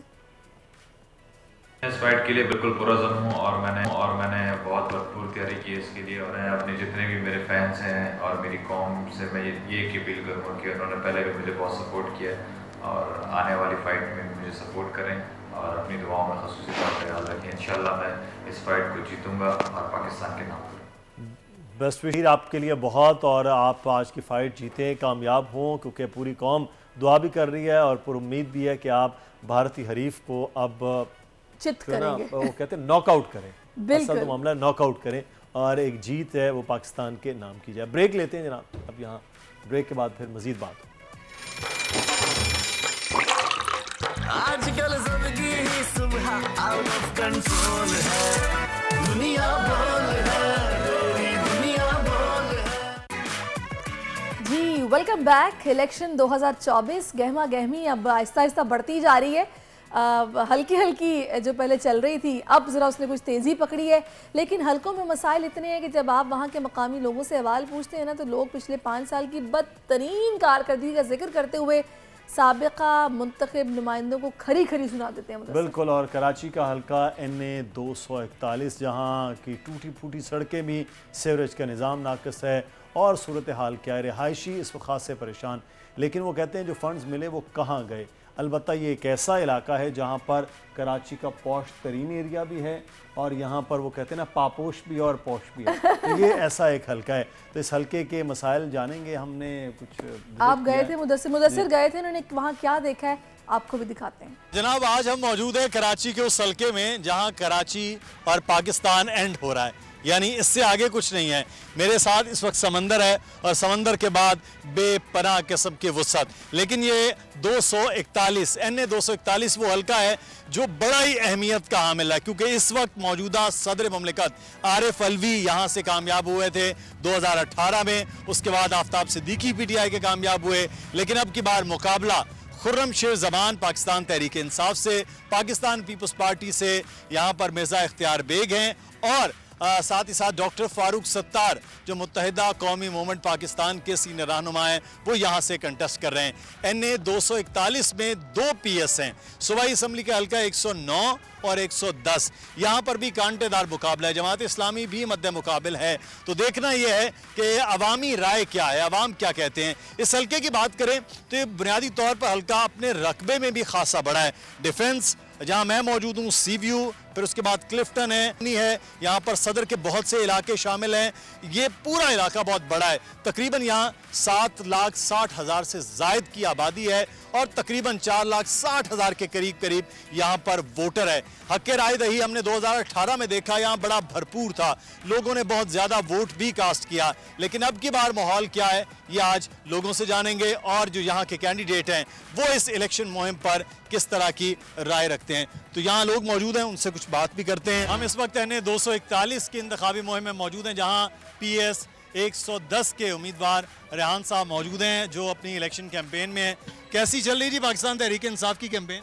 भाई चैलेंजेस तो हमारे पास हैं, लेकिन जो चैलेंजेस ये हमें दे रहे हैं हम उसको ओवरकम करके कैंपेन चला रहे हैं और इंशाल्लाह जीत के रहेंगे हम लोग। तो इलेक्शन की कैंपेन तो चल रही है, लेकिन जो इस वक्त सिचुएशन है, लोगों को वाकई लग रहा है इलेक्शन हो रहे हैं? भाई ये इनकी तरकीब है। हम लोग बोलते हैं ना यहाँ इलेक्शन इंजीनियरिंग हो रही है। अच्छा, इलेक्शन इंजीनियरिंग खाली प्री पोल रिगिंग से नहीं होती, वो आपके जहन से भी खेल रहे हैं। वो आपको मायूस कर रहे हैं कि भाई इलेक्शन नहीं होने वाले, मुल्क के हालात ख़राब हैं, इस वजह से नहीं होने वाले। आप किसी अपने बिजनेसमैन से बात करेंगे, वो कल बोलेगा नहीं इलेक्शन नहीं हो रहे, तो आप मुझे आके ये बताएंगे। कोई हाई गवर्नमेंट ऑफिशियल होगा, वो बोलेगा इलेक्शन नहीं हो रहे, आप थोड़े से और उदास हो जाएंगे। आप केयर टेकर गवर्नमेंट वालों से बोलेंगे तो वो मिनिस्टर आजकल बोल रहे हैं कि हम चंद महीनों के लिए थोड़ी आए, हम तो 5 साल के लिए आए हैं, तो आप और उदास होके बैठ जाओगे। लेकिन नहीं, इलेक्शन होने वाले हैं, इनको इलेक्शन कराना जरूरी है। हमारी इकोनॉमी बल्ले की जगह ढोल आ गया, तो बल्ले की जगह जब ढोल आया तो फर्क नहीं पड़ गया। लोगों को बल्ला याद है, इतने सालों से बल्ला चल रहा था, अब अचानक तो फर्क तो पड़ जाएगा। फर्क तो पड़ा है। ये हम पहले क्या कर रहे थे, सिर्फ इलेक्शन डे संभालने वाले थे, अब ये फंस गए। ढोल दे दिए, हम इलेक्शन कैंपेन में निकल आए। बल्ला हो के ढोल, इनको तो हराना है हमें। और यहाँ पूरी पब्लिक है, 241 में जो हमारी पब्लिक है, उन सबको पता है अभी इंतखाबी निशान क्या है। और अगर नहीं पता तो हम अगले 2 हफ्ते में हर किसी को बता देंगे कि इस दफ़ा इंतखाबी निशान ढोल है। जाइए, PTI हिस्सा ले रही है इस इलेक्शन में, ढोल पे वोट डालें और खान साहब का साथ दें। हल्के के मुख्तलिफ एरियाज़ में लोग मौजूद हैं, उनसे बात करते हैं। अस्सलाम वालेकुम जी, इलेक्शन का क्या माहौल देख रहे हैं? सर इलेक्शन का माहौल तो मुझे नज़र ही नहीं आ रहा है कि इलेक्शन है। क्या वजह है? सर कोई कैंडिडेट ही नज़र नहीं आ रहा है। कराची के हालात ही नहीं है, फुटपाथें हमारी टूटी हुई हैं, पानी नहीं है कराची में। 16-16, 18-18 हज़ार एक फैमिली जो है वो पानी का बिल देती है। अभी महंगाई का दौर है, पानी नलकों में नहीं है सर। कराची का तो नाम सर मैंने हटा दिया, मैंने कराची का नाम मिट्टी का ढेर रख दिया। तो कराची का अलमिया बहरहाल ये बयान कर रहे हैं साहब, और ऐसा ही है। कराची में रहने वालों का सबसे बड़ा गिला है कि कराची समंदर किनारे प्यासा है और कराची इतना बड़ा शहर है, रेवेन्यू इतना देता है, सड़कें टूटी हुई हैं, बुनियादी सहूलियात नहीं हैं। NA 241 में कैंपेन्स का मुख्तलिफ सियासी जमातों का सिलसिला जारी है। जमात इस्लामी भी अपनी कैंपेन इस वक्त कर रही है। जो MNA के कैंडिडेट हैं नवीद अली बेग साहब, वो हमारे साथ मौजूद है। नवीद साहब बहुत शुक्रिया। कैसी चल रही है कैंपेन आपकी? कैंपेन माशाल्लाह बहुत अच्छी चल रही है, लोगों से मुलाकात कर रहे हैं। आज हम यहाँ बात आइलैंड में आए हुए थे, फैसल मस्जिद के बाहर, नमाजियों से मुलाकात कर रहे हैं और बड़ा अच्छा रिस्पांस है अल्हम्दुलिल्लाह, बिकॉज़ लोग प्रॉब्लम्स में घिरे हुए हैं और हम एक उम्मीद की किरण हैं उनके लिए, उम्मीद का सहारा हैं और इंशाअल्लाह अज़ीज़ जमात इस्लामी को इस दफ़ा बहुत भरपूर कामयाबी मिलेगी। NA 241 में PS 110 के जो सूबाई कैंडिडेट हैं जमात इस्लामी के, वो हमारे साथ मौजूद हैं। सुफियान साहब, कैसा आपका 110 चल रहा है जनाब? यहाँ खासा सुना है कांटेदार मुकाबला इस वक्त है। बिस्मिल्लाहिर्रहमानिर्रहीम। पहले तो आप लोगों का शुक्रिया कि आप लोगों ने मौका फ़राहम किया कि हम अपना पैगाम पहुंचा सकें। जिस तरह नवीद अली बेग साहब ने बताया, PS 110 जो है ये बहुत बड़ी सीट है सूबाई की। डिफेंस, कंटोनमेंट बोर्ड की आबादी, क्लिफ्टन पूरा शामिल है और आसपास की आबादियाँ भी शामिल हैं। और पहले भी मैं यहाँ से इंतखाब लड़ चुका हूँ और लोगों की बहुत ज़्यादा पजीराई है। तो यहाँ इलाके के मसाइल क्या हैं? वो पानी वगैरह आता है, बिजली का मसला है? नहीं, बिजली भी आ रही है, पानी भी है माशाल्लाह। गैस का थोड़ा मसला है। पानी आ रहा है? लाइन का आ रहा है। लें जी, कराची के इस इलाके में लाइन का पीपल्स पार्टी का कौंसलर है हमारा काका शाह। अच्छा, तो पानी माशाल्लाह आ रहा है। तो वोट किसको देना है आपने? वोट सर हमारा तो पीपल्स पार्टी को देंगे। अच्छा, आप पीपल्स पार्टी के वोटर हैं। आप किसको वोट देंगे भाई? TLP को। TLP को वोट देंगे। TLP भी जनाब कराची में बड़ा अच्छा खासा वोट बैंक उनका मौजूद है। कुछ और लोगों से बात करते हैं। अस्सलाम वालेकुम भाई, कैसे हैं आप? इलेक्शन का कैसा माहौल है? हम लोगों को तबाह कर दिया मुल्क को। कैसे? खाना सब चीज़ महंगी हो गई है। महंगाई बहुत महंगाई है। महंगाई करेंगे तो हम वोट ही नहीं देंगे। काहे के लिए वोट दें जब हम लोगों का पूरा हर चीज़ महंगी होती है? काहे के लिए दें? तो वोट देंगे तो कोई हुकूमत बने, कोई तब्दीली बेहतर हो, कोई हालात अच्छे हों। खाने वाले आते हैं बस अपना पेट भरते हैं, बाकी सब ऐसे। NA 241 और PS 110 आज आप मुख्तलिफ हमने कैंपेन्स भी दिखाई हैं, मुख्तलिफ सियासी जमातों के वादे दावे, अवाम क्या कहती है, वो क्या एक्सपेक्ट कर रहे हैं।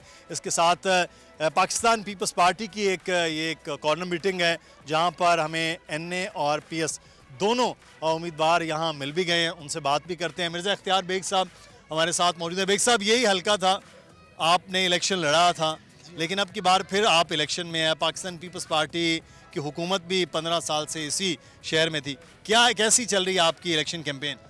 देखिए, ये मेरे लिए नया नहीं है। मैंने 2002 में इलेक्शन लड़ा था और उसके बाद 2008 में शहीद बेनज़ीर भुट्टो की शहादत के बाद लड़ा था और हम दोनों ने हाईएस्ट वोट लिए थे, हम जीत गए थे। Results was manipulated.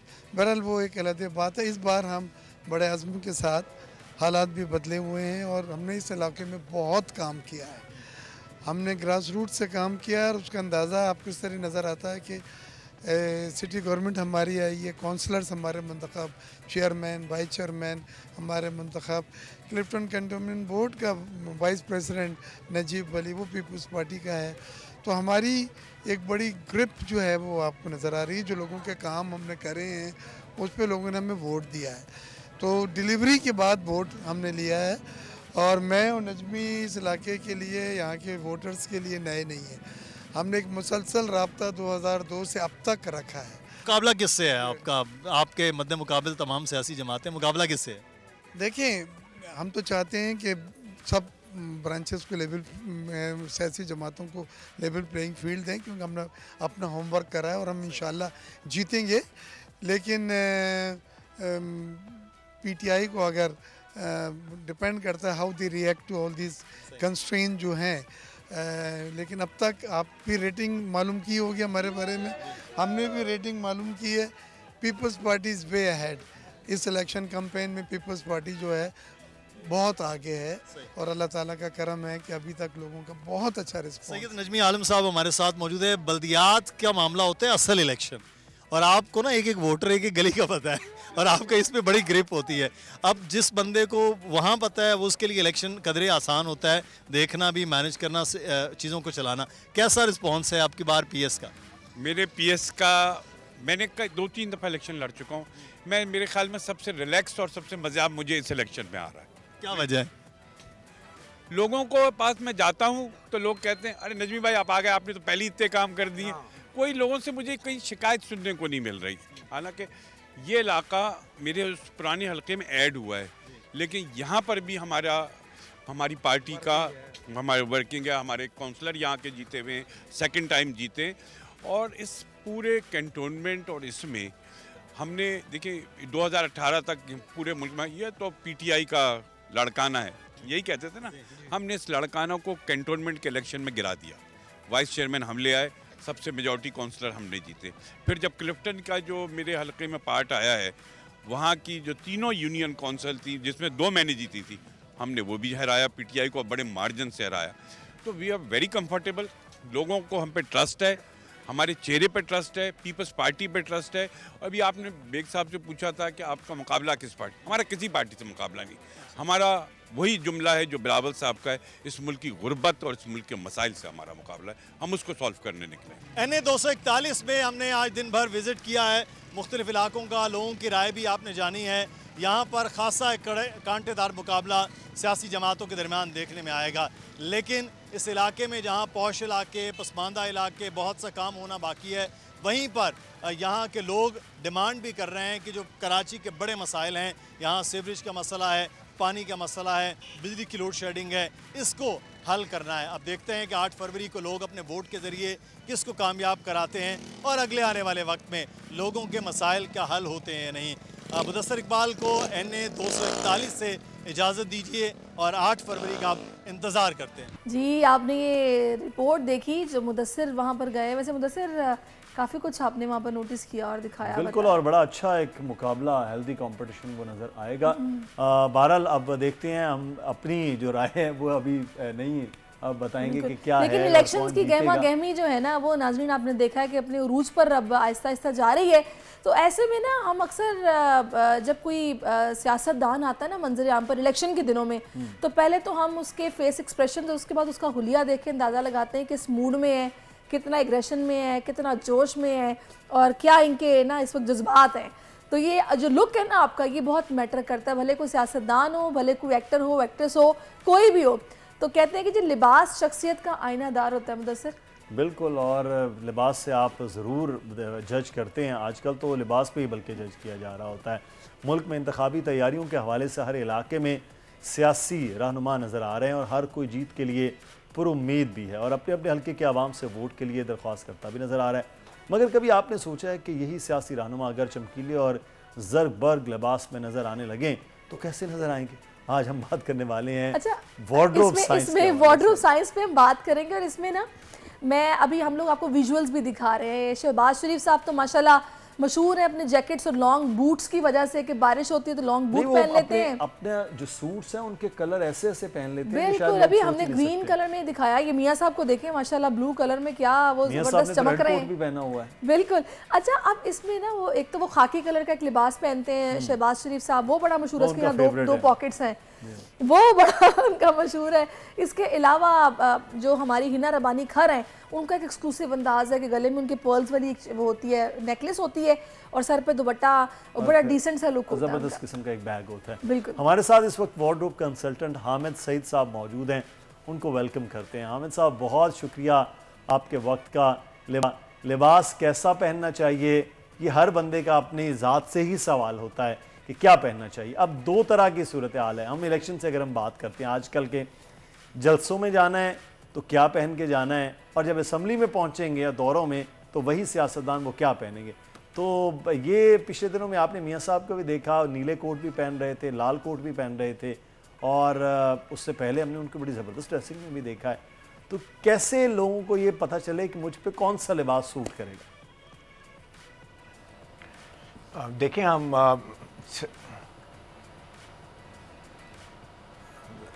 आपकी आवाज़ इतनी ज़्यादा नहीं आ रही है। I just gathering what you are saying. जी, देखें, जो पॉलिटिशियंस हैं, सियासतदान जो हैं, सबसे बड़ी बात यह है कि उनकी सबसे बड़ी प्रॉब्लम ये होती है कि ट्रस्ट डेफिसिट है, लोगों का एतमाद करना उनके ऊपर। ये पूरा इंटरनेशनल प्रॉब्लम है। तमाम पॉलिटिशियन दुनिया में जितने भी हैं उनको इस नज़र से देखा जाता है कि यार maybe they are not telling the truth. तो सबसे पहली बात तो ये है कि politician should tell the truth. आवाम को सच बताना चाहिए और हकीकत जो है वो बतानी चाहिए, अपना जो उनका मंशूर है उसको बताना चाहिए। तो जहाँ तक ड्रेसिंग की बात है, उसमें भी सेम चीज़ है कि उनको ट्रस्ट वर्दी और क्रेडिबल लगना चाहिए। तो अब ट्रस्ट वर्दी और क्रेडिबल कैसे लग सकते हैं? कुछ कलर्स ऐसे हैं जो बंदे को ट्रस्टवर्दी क्रेडिबल दिखने में मदद देते हैं। फॉर एग्ज़ाम्पल वाइट शर्ट है या वाइट शलवार कमीज़ है या वाइट दुपट्टा है या वाइट हिजाब है, ये जो कलर है दैट सेज कि आप ट्रस्टवर्दी हैं, आप क्रेडिबल हैं, आपके ऊपर एतमाद किया जा सकता है, आप डिसेंट हैं, आप ऑनेस्ट हैं। मैंने अभी आपकी एक रिपोर्ट देख रहा था, इससे पहले जो आपका प्रोग्राम चल रहा था उसमें मैं देख रहा था कि मोस्टली लोगों ने वाइट पहना हुआ था। एक मेरे ख्याल से जमात इस्लामी के थे, उन्होंने साथ में ब्लेज़र पहना था, ब्लू ब्लेज़र था। तो आई थिंक कलर्स के साथ अपनी जो है वो बड़े स्ट्रॉन्ग मैसेज दे सकते हैं। अच्छा, इसमें मैं ये देख रही हूँ हामिद साहब के हमारे जो माशाल्लाह से सियासतदान हैं वो ना ब्लेज़र्स को बड़ा प्रेफर करते हैं। अगर आप साबिक जो चेयरमैन थे पीटीआई के, उनको देखें तो वो शलवार कमीज़ के ऊपर ब्लेज़र लाजमी पहनते थे। बिलावल भी हम देखते हैं कि अक्सर शलवार कमीज़ के ऊपर ब्लेज़र पहने होते हैं। फिर मियाँ साहब भी अक्सर ब्लेज़र में नज़र आते हैं। ये ब्लेज़र्स जो हैं ये कितना कॉम्प्लीमेंट करते हैं आपकी पर्सनैलिटी को? देखें, सिर्फ एक ही गारमेंट है जो आपको अथॉरिटी दे सकता है और वो है ब्लेज़र। तो I think they are doing the right thing. वो ब्लेज़र पहन रहे हैं और फिर ब्लेज़र में कलर कौन सा है वो बड़ा इंपॉर्टेंट है। अगर आप ब्लैक ब्लेज़र पहनते हैं जैसे बिलावल भुट्टो हैं तो दैट शोज पावर कि ये पावर लुक है। अल्टीमेट पावर लुक होता है कि ब्लैक सूट पहन ले, वाइट शर्ट पहन ले, रेड टाई पहन ले, तो that's the I would say epitome of power. तो I think he does the right thing. Obviously it's a power play and you have to look very strong. अगर आप strong नहीं लगते, पावरफुल नहीं लगते, तो लोग आप पे कैसे कहेंगे कि जी आप उनके अवाम के काम करवा सकते हैं। अच्छा, आप खुद कामयाब और सक्सेसफुल नहीं लगते। सही। अच्छा हामिद साहब, एक चीज़ और जो कि मैंने ऑब्जर्व किया, मैं स्पेसिफिकली मरियम नवाज साहिबा की बात करूंगी। बड़े सॉलिड कलर्स पहनती हैं, प्रेफर करती हैं प्लेन कलर्स, मतलब प्रिंट्स लें वो, और सर पे दुपट्टा और एक उनके हाथ में कॉफ़ी का मग होता है। तो इसको आप किस तरह देखते हैं? I think she has come a long way. अगर उनकी आप पहले पिक्चर्स देखें उनकी, तो उसमें वो काफ़ी फ्लावरली लगती थी और फ्लावर्स को उन्होंने अब बहुत मिनिमाइज़ कर दिया है। और मेरा ख्याल है कि इट्स जस्ट माई गैस कि जो आइकॉन थी इसमें वो थी अपना बेनज़ीर भुट्टो।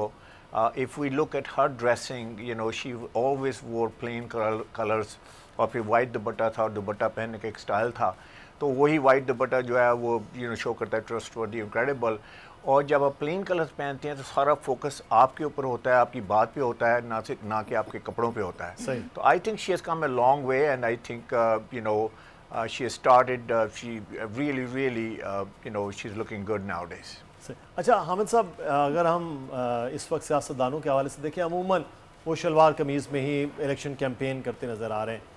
ब्लेज़र बेहतर है शलवार कमीज़ पे या उनकी शख्सियत में वेस्ट कोट वो ज़्यादा अच्छी लगती है? ये दोनों में से, क्योंकि ये पाकिस्तान में है, इंडिया में रिवाज है कि हम ब्लेज़र पहन रहे होते हैं, नीचे चाहे वो धोती भी बांधी हो या फिर शलवार कमीज़ हो। देखें, शलवार कमीज़ जो है, पहली बात तो ये कौमी लिबास है, ठीक है ना। तो कौमी लिबास पहनना और अवाम के सामने जाना, I think it's a great thing to do.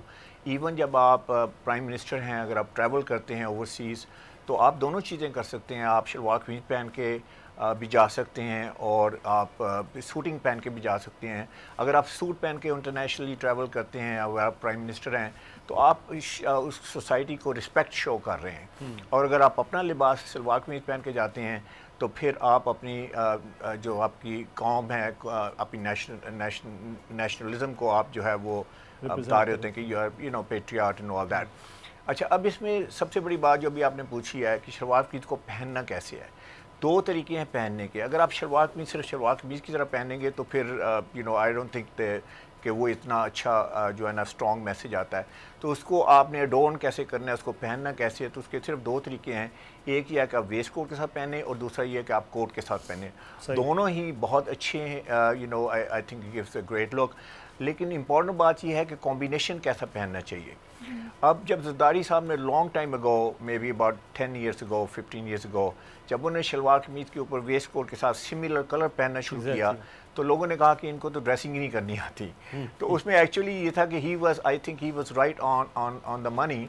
और वो ये था कि जितना आप क्लोजर कलर पहनेंगे वेस्ट कोट के और शलवार कमीज़ के, उतना आप ज़्यादा सोफिस्टिकेटेड लगेंगे। जितना आप ज़्यादा कॉन्ट्रास्ट करेंगे उतना आप कम सोफिस्टिकेटेड लगेंगे। तो ऑब्वियसली पॉलिटिशियंस का तो बहुत सारे इश्यूज हैं, जैसे मैंने पहले कहा कि ट्रस्ट का इशू है, उनको देखा जाता है हर sometimes I would say unfairly उन्हें बहुत ही जज किया जाता है।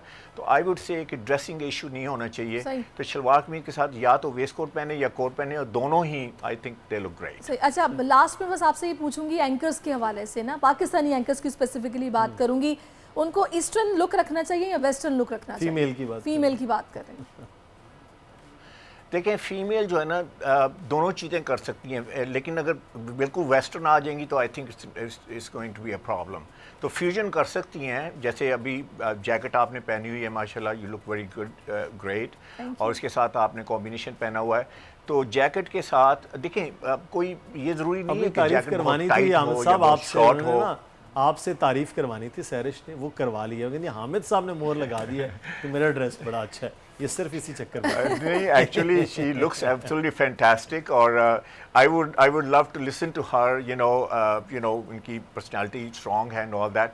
तो ये जैकेट जो है, तो मैं ये कह रहा था कि जैकेट में ज़रूरी नहीं है कि हमने टाइट पहननी है या हमने बड़ी शॉर्ट पे जैकेट पहननी है पूरा वेस्टर्न तरीके से।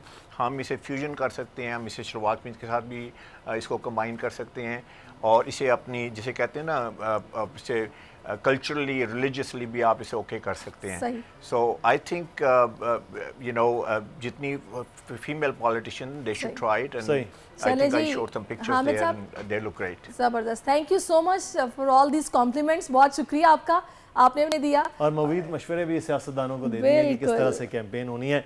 बहुत शुक्रिया आपका, और यहाँ पर एक ब्रेक ले लेते हैं, ब्रेक के बाद वापस आएंगे तो फिर कुछ मजीद बातें होंगी। आजकल सबकी ही सुबह आउट ऑफ कंट्रोल है, दुनिया बोल है, तेरी दुनिया बोल है।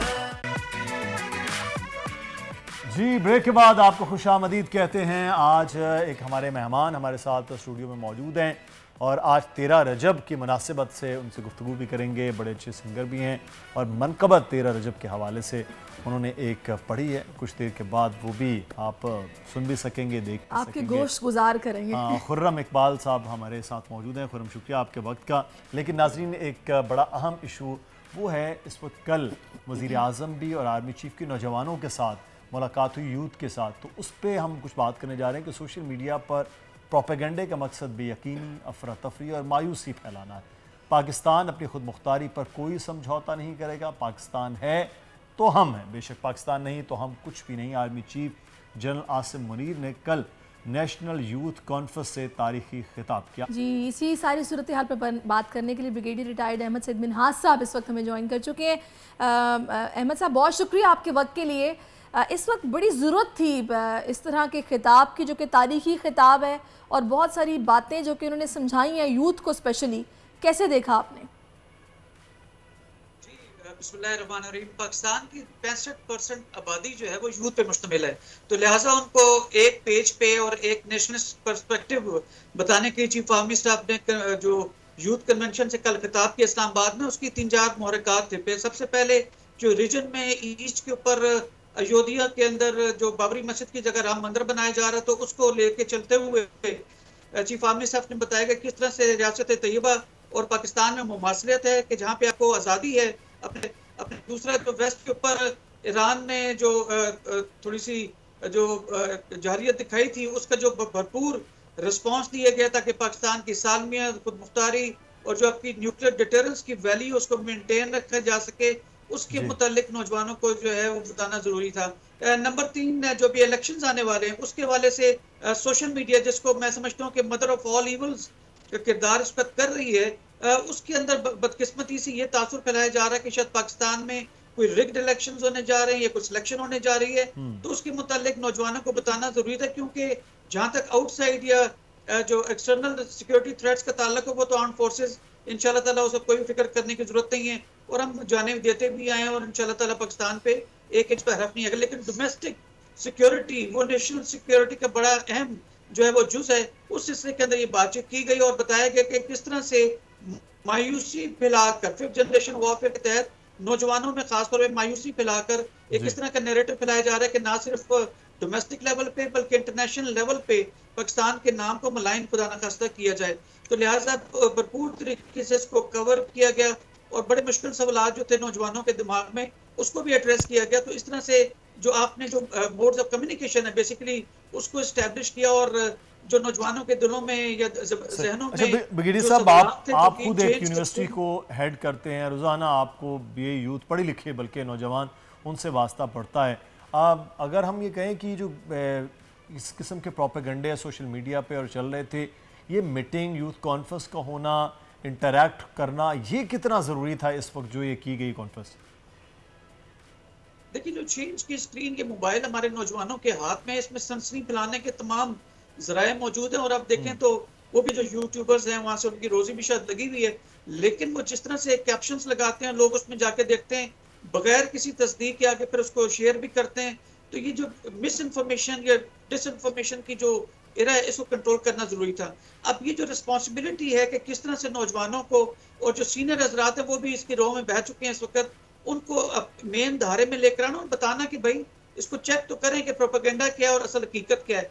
तो जहाँ तक यूनिवर्सिटीज़ का ताल्लुक है, तो जैसे मेरी यूनिवर्सिटी है उसमें हम जो फैकल्टी मेंबर्स हैं अपने स्टूडेंट्स के साथ हम प्रॉपरली इंटरेक्ट करते हैं, उनको हकीकत जो है वो उनके साथ शेयर करते रहते हैं। एक डिबेट का माहौल ज़रूर यूनिवर्सिटी लेवल पे क्रिएट होता है, लेकिन अल्हम्दुलिल्लाह हम लोगों को सही बताते हैं। इसी तरह बाकी यूनिवर्सिटीज़ को भी रोल अदा करना चाहिए। और मैं समझता हूँ कि सोसाइटी के हिसाब से जो सिविल सोसाइटी है, चले उसको तो छोड़ें, जो घर में बुजुर्ग हैं जिन्होंने पाकिस्तान को बनते देखा और अभी इन हालात के अंदर देख के उनके दिल में पेन है, वो अपने बच्चों को सही जो एस्पेक्ट्स हैं किसी भी खबर के वो ज़रूर बताएं।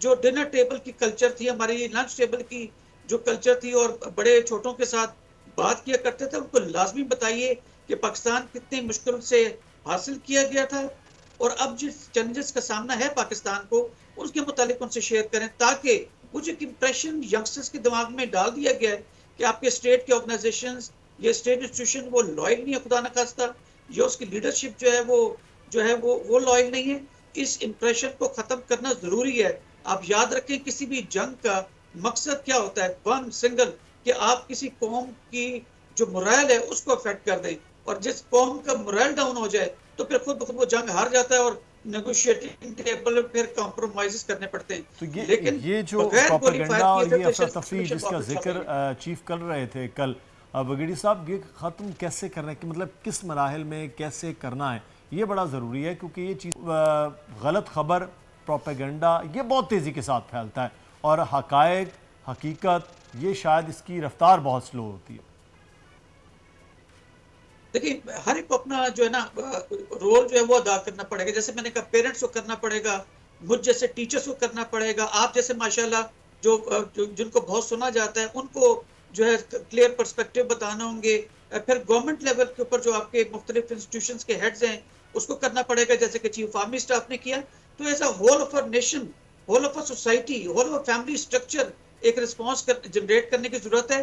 गवर्नमेंट जिस मर्जी पार्टी की, चाहे वो पीपल्स पार्टी की हो, पीटीआई की हो, नून लीग की हो, जेयूएफ की हो, जिसकी जो है वो जिस मर्जी पॉलिटिकल पार्टी की गवर्नमेंट आए, लेकिन एम एक होना चाहिए, पाकिस्तान की सालमियत, उसकी खुद मुख्तारी और उसको आगे लेके जाना। अगर खुदा ना खास्ता आज कौम में मायूसी फैलेगी तो कल तरक्की करना मुश्किल हो जाएगी। सही। अच्छा अहमद साहब, इसमें एक चीज़ ये भी है ना कि देखिए, अभी जिस तरह चीफ ने खिताब किया, यूथ को समझाया, बताया ये चैलेंज है जिसका हमें मिलकर सामना करना है, इंफरादी तौर पर सबको अपना अपना कंट्रीब्यूशन इसमें करना होगा, लेकिन मेरे ख्याल में ना हुकूमती सतह पर एक कोई ऐसी ऑर्गेनाइजेशन भी बननी चाहिए जो कि कुछ स्क्रूटनी का अमल करे, जो कि एटलीस्ट एक गेट हो कि पता हो कि भाई यहाँ पे चेक एंड बैलेंस होगा। अगर हम कोई ऐसा मवाद सर्कुलेट कर रहे हैं, स्प्रेड करने में हमारा भी किरदार है, तो हमसे भी पूछगछ होगी। इसका होना भी बहुत ज़रूरी है प्रॉपर। देखिए, इसमें भी कोई दो नहीं। आपका जो पैमरा है, पैमरा बेसिकली के इलेक्ट्रॉनिक मीडिया और जो प्रिंट मीडिया, उसके अंदर जो कोई गलत तहकीकी जो है खबर अगर चलाई जाए तो उसको चेक एंड बैलेंस के अंदर लेकर आता है। लेकिन बदकिस्मती से इस पर सोशल मीडिया को चेक एंड बैलेंस करने के लिए FIA के कुछ मैकेनिज्म जरूर मौजूद हैं। आए दिन हम सुनते भी रहते हैं कि अगर इस तरह की कोई एंटी जो है नेशनल कोई खबर जो बगैर तस्दीक की फैलाई तो हम एक्शन लेंगे, लेकिन उसकी कुछ जामे किस्म की कानून साजी होनी चाहिए, थ्रू जो है पार्लियामेंट होनी चाहिए जिसको कोर्ट उसको रेक्टिफाई कराना जरूरी है, ताकि आप इस तरह के तमाम एलिमेंट्स को रोक सकें, सदेबाप कर सकें। आप चाइना में जाएं ना, सऊदी अरब में जाएं, मिडिल ईस्ट में जाएं, इवन अमेरिका और यूके को देखें, बस जो आपकी यूरोपियन यूनियन है वहां पर देखें, आपके सोशल मीडिया पे इस तरह का मवाद आप लेकर तो आए जरा, तो आपकी स्टेट की इंस्टीट्यूशन वहाँ हरकत में आती हैं। यहाँ तो वो जो आज़ादी राय की जो एक नारा लेके चल रहे हैं उसको आप गलत तरीके से आप उसको चल रहे हैं, बिकॉज जितने यहाँ पे क्लिक्स होते हैं उतने आपको पैसे मिलते हैं। तो लिहाजा जहाँ पे नेशनल सिक्योरिटी और एंटरटेनमेंट के फर्क को जो है मलूज़ खातर रखना चाहिए। जो चीज़ भी आपकी नेशनल सिक्योरिटी के अगेंस्ट है उसको उसका कला कमा करना चाहिए, उसको रोकना चाहिए। हम एक किस्म के बनाना रिपब्लिक बनते चले जाते हैं, जिसका दिल चाहता है वो उठ के आके चैनल बनाता है और एंटी पाकिस्तान नैरेटिव शुरू कर देता है, उसको जो है वो फर्दर सब्सटेंशिएट करती हैं आपके होस्टाइल इंटेलिजेंस एजेंसीज या आपके रोबोटिक जो आपकी वेबसाइट्स हैं, और आप एक हाइप क्रिएट कर देते हैं किसी नॉन इशू को इशू बनाने के लिए। तो लिहाजा गवर्नमेंट लेवल के ऊपर जो नेक्स्ट गवर्नमेंट जो भी आती है उसको एक जामे किस्म की कानून साजी करने की, सोशल मीडिया को एक रेड दायरा उसके लिए आइडेंटिफाई करना इंतहाई अहम जरूरी है। आज़ादी के हवाले से ब्रिगेडियर साहब ये बड़ी एक अहम पॉइंट है कि आज़ादी जो है वो कोई इस तरह नहीं है कि आप बिल्कुल मादर पदर आज़ाद हो गए और हर चीज़ से आज़ाद वो निकल गए।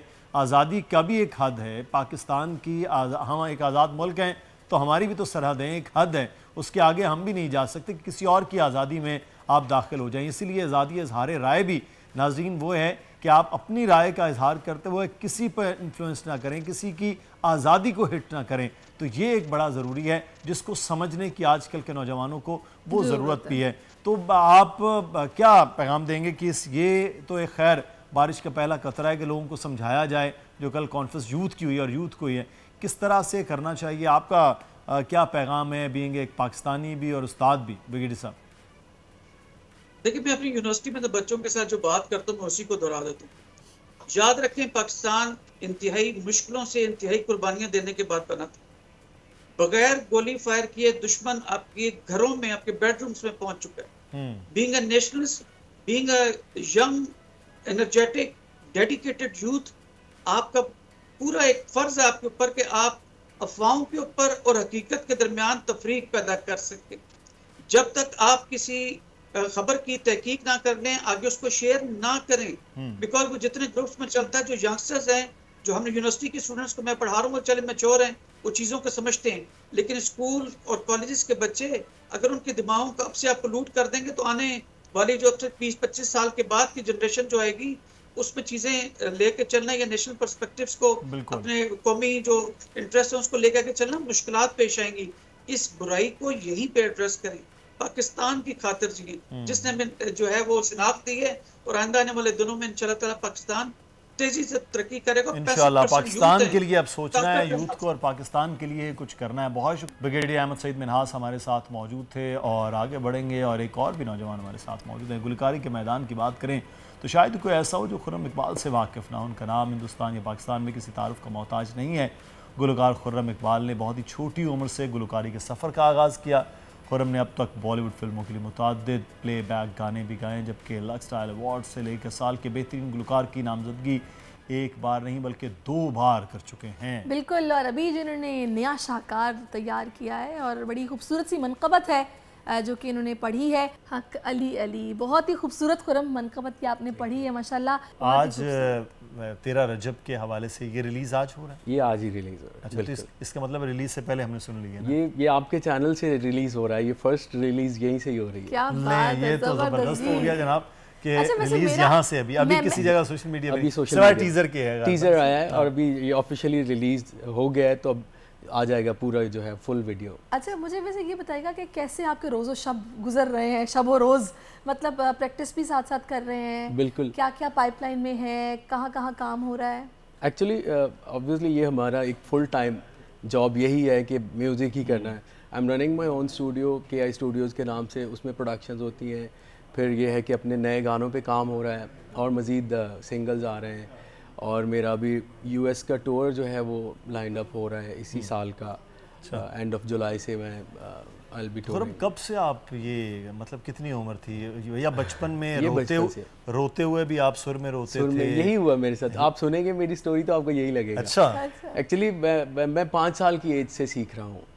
मैंने पहले 5 साल तबला सीखा, फिर मैंने 10 साल क्लासिकल म्यूज़िक सीखा, फिर मैंने 2 साल वोकल ट्रेनिंग्स ली। मैंने 3 डिफरेंट टीचर्स से। तो ये शौक कैसे पैदा हुआ था? शौक 5 साल की में मुझे तो नहीं पता था, लेकिन ये है कि ये मेरी वालदा को बहुत शौक था। अच्छा। कि मैं जब उन्होंने मुझे सुना तो उनको बहुत ही स्ट्रॉन्ग फीलिंग आई कि इसको जो है ना म्यूज़िक सिखाना चाहिए साथ। तो फैमिली में पहले इस तरह से? मेरी फैमिली में तो नहीं था, लेकिन ये था आप पहले? मैं, हाँ। अच्छा। तो उसमें ये है कि फिर साथ साथ मेरी स्टडीज़ के उन्होंने मुझे। अब ये देखें कि वालिदा ने इतनी छोटी उम्र में वो हीरा पहचान लिया था कि ये मतलब एक आवाज़ से या रोने से ही ऐसे ही यार ये सुर में रोता है। बिल्कुल। तो एक ऐसे ही मैं गुनगुनाता फिर रहा था, तो उन्होंने शी जस्ट नोटिस्ड कि ये अच्छा गा रहा है।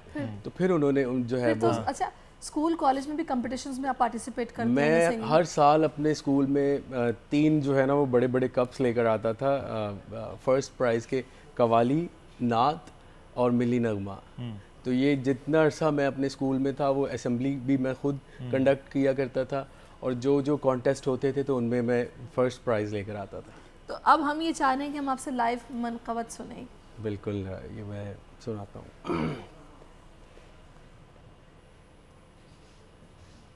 अली इमाम मनस्तो मनम गुलाम अली, हजार जाने गिरामी फिदाए नाम अली। अली हक अली अली हक अली अली हक अली अली मौला अली, अली हक अली अली। तेरा जिक्र है मौला अली, तेरा जिक्र है, तेरा जिक्र है मौला अली, तेरा जिक्र है। तू सबका है शेरे खुदा मौला अली, जिसने पुकारा या अली तेरे नाम से मुश्किल टली। अली हक अली अली हक अली अली हक अली अली मौला अली, अली हक अली अली। बहुत खूबसूरत कमाल मतलब है। और मुझे ये बताइए कि ये मनक़बत तो एक इंसान के ना बड़े दिल के करीब होती है, क्योंकि ये खुद से एक चीज़ करना चाह रहा होता है, लेकिन बाय प्रोफेशन आप सिंगर हैं जी। OST आप पाकिस्तान के ड्रामास में बड़े आपकी आवाज़ आती है। करंटली भी OSTs मेरे चल रहे हैं। अच्छा। अभी इमरान अशरफ का एक ड्रामा बड़ा जी बड़ा पॉपुलर उसमें उसका मैंने नमक हराम, यस, उसका OST आपका चल रहा है। आपने बॉलीवुड की फिल्मों के लिए भी? बॉलीवुड की फिल्मों के लिए मैंने जब ये जो अभी तो काफ़ी टाइम से बंद हो गया है ना, उससे पहले मैंने काफ़ी सारी फिल्मों का जो है वो गाने गाए थे। I was working very closely with Sajid Wajid. अच्छा। जो म्यूज़िक कंपोजर बड़े मेन। हाँ, उनके लिए मैं काफ़ी सारे गाने कंपोज भी करता हूँ।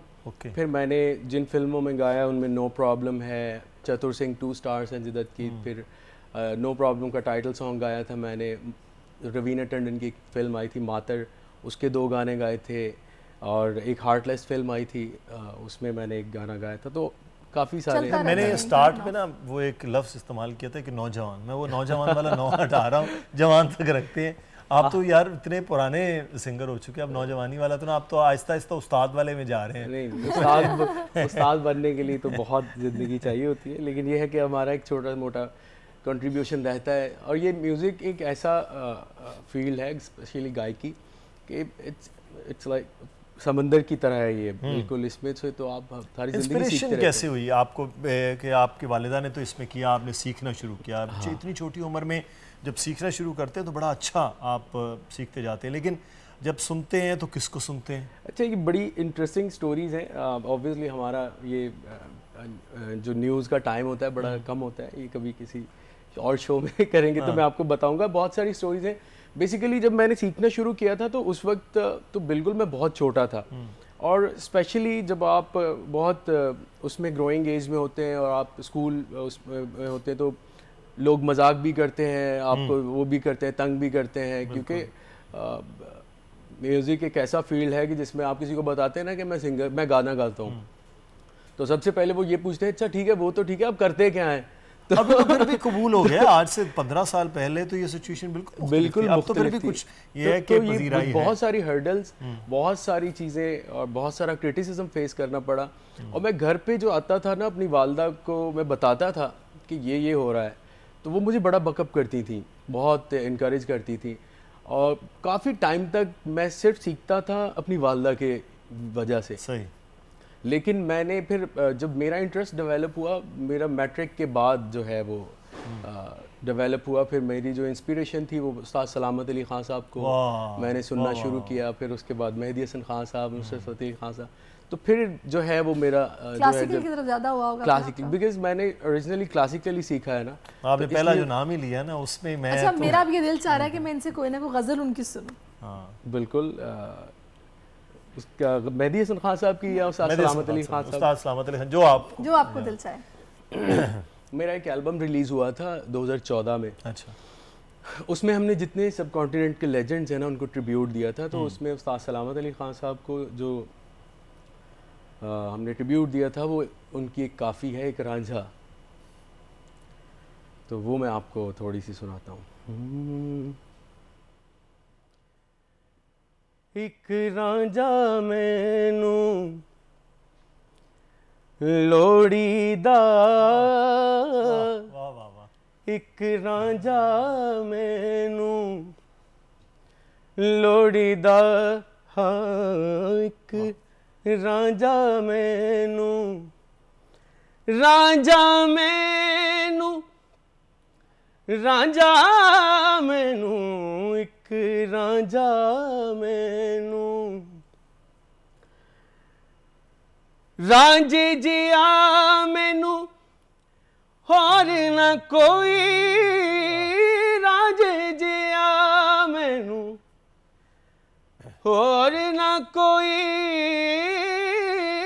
रांझे जिया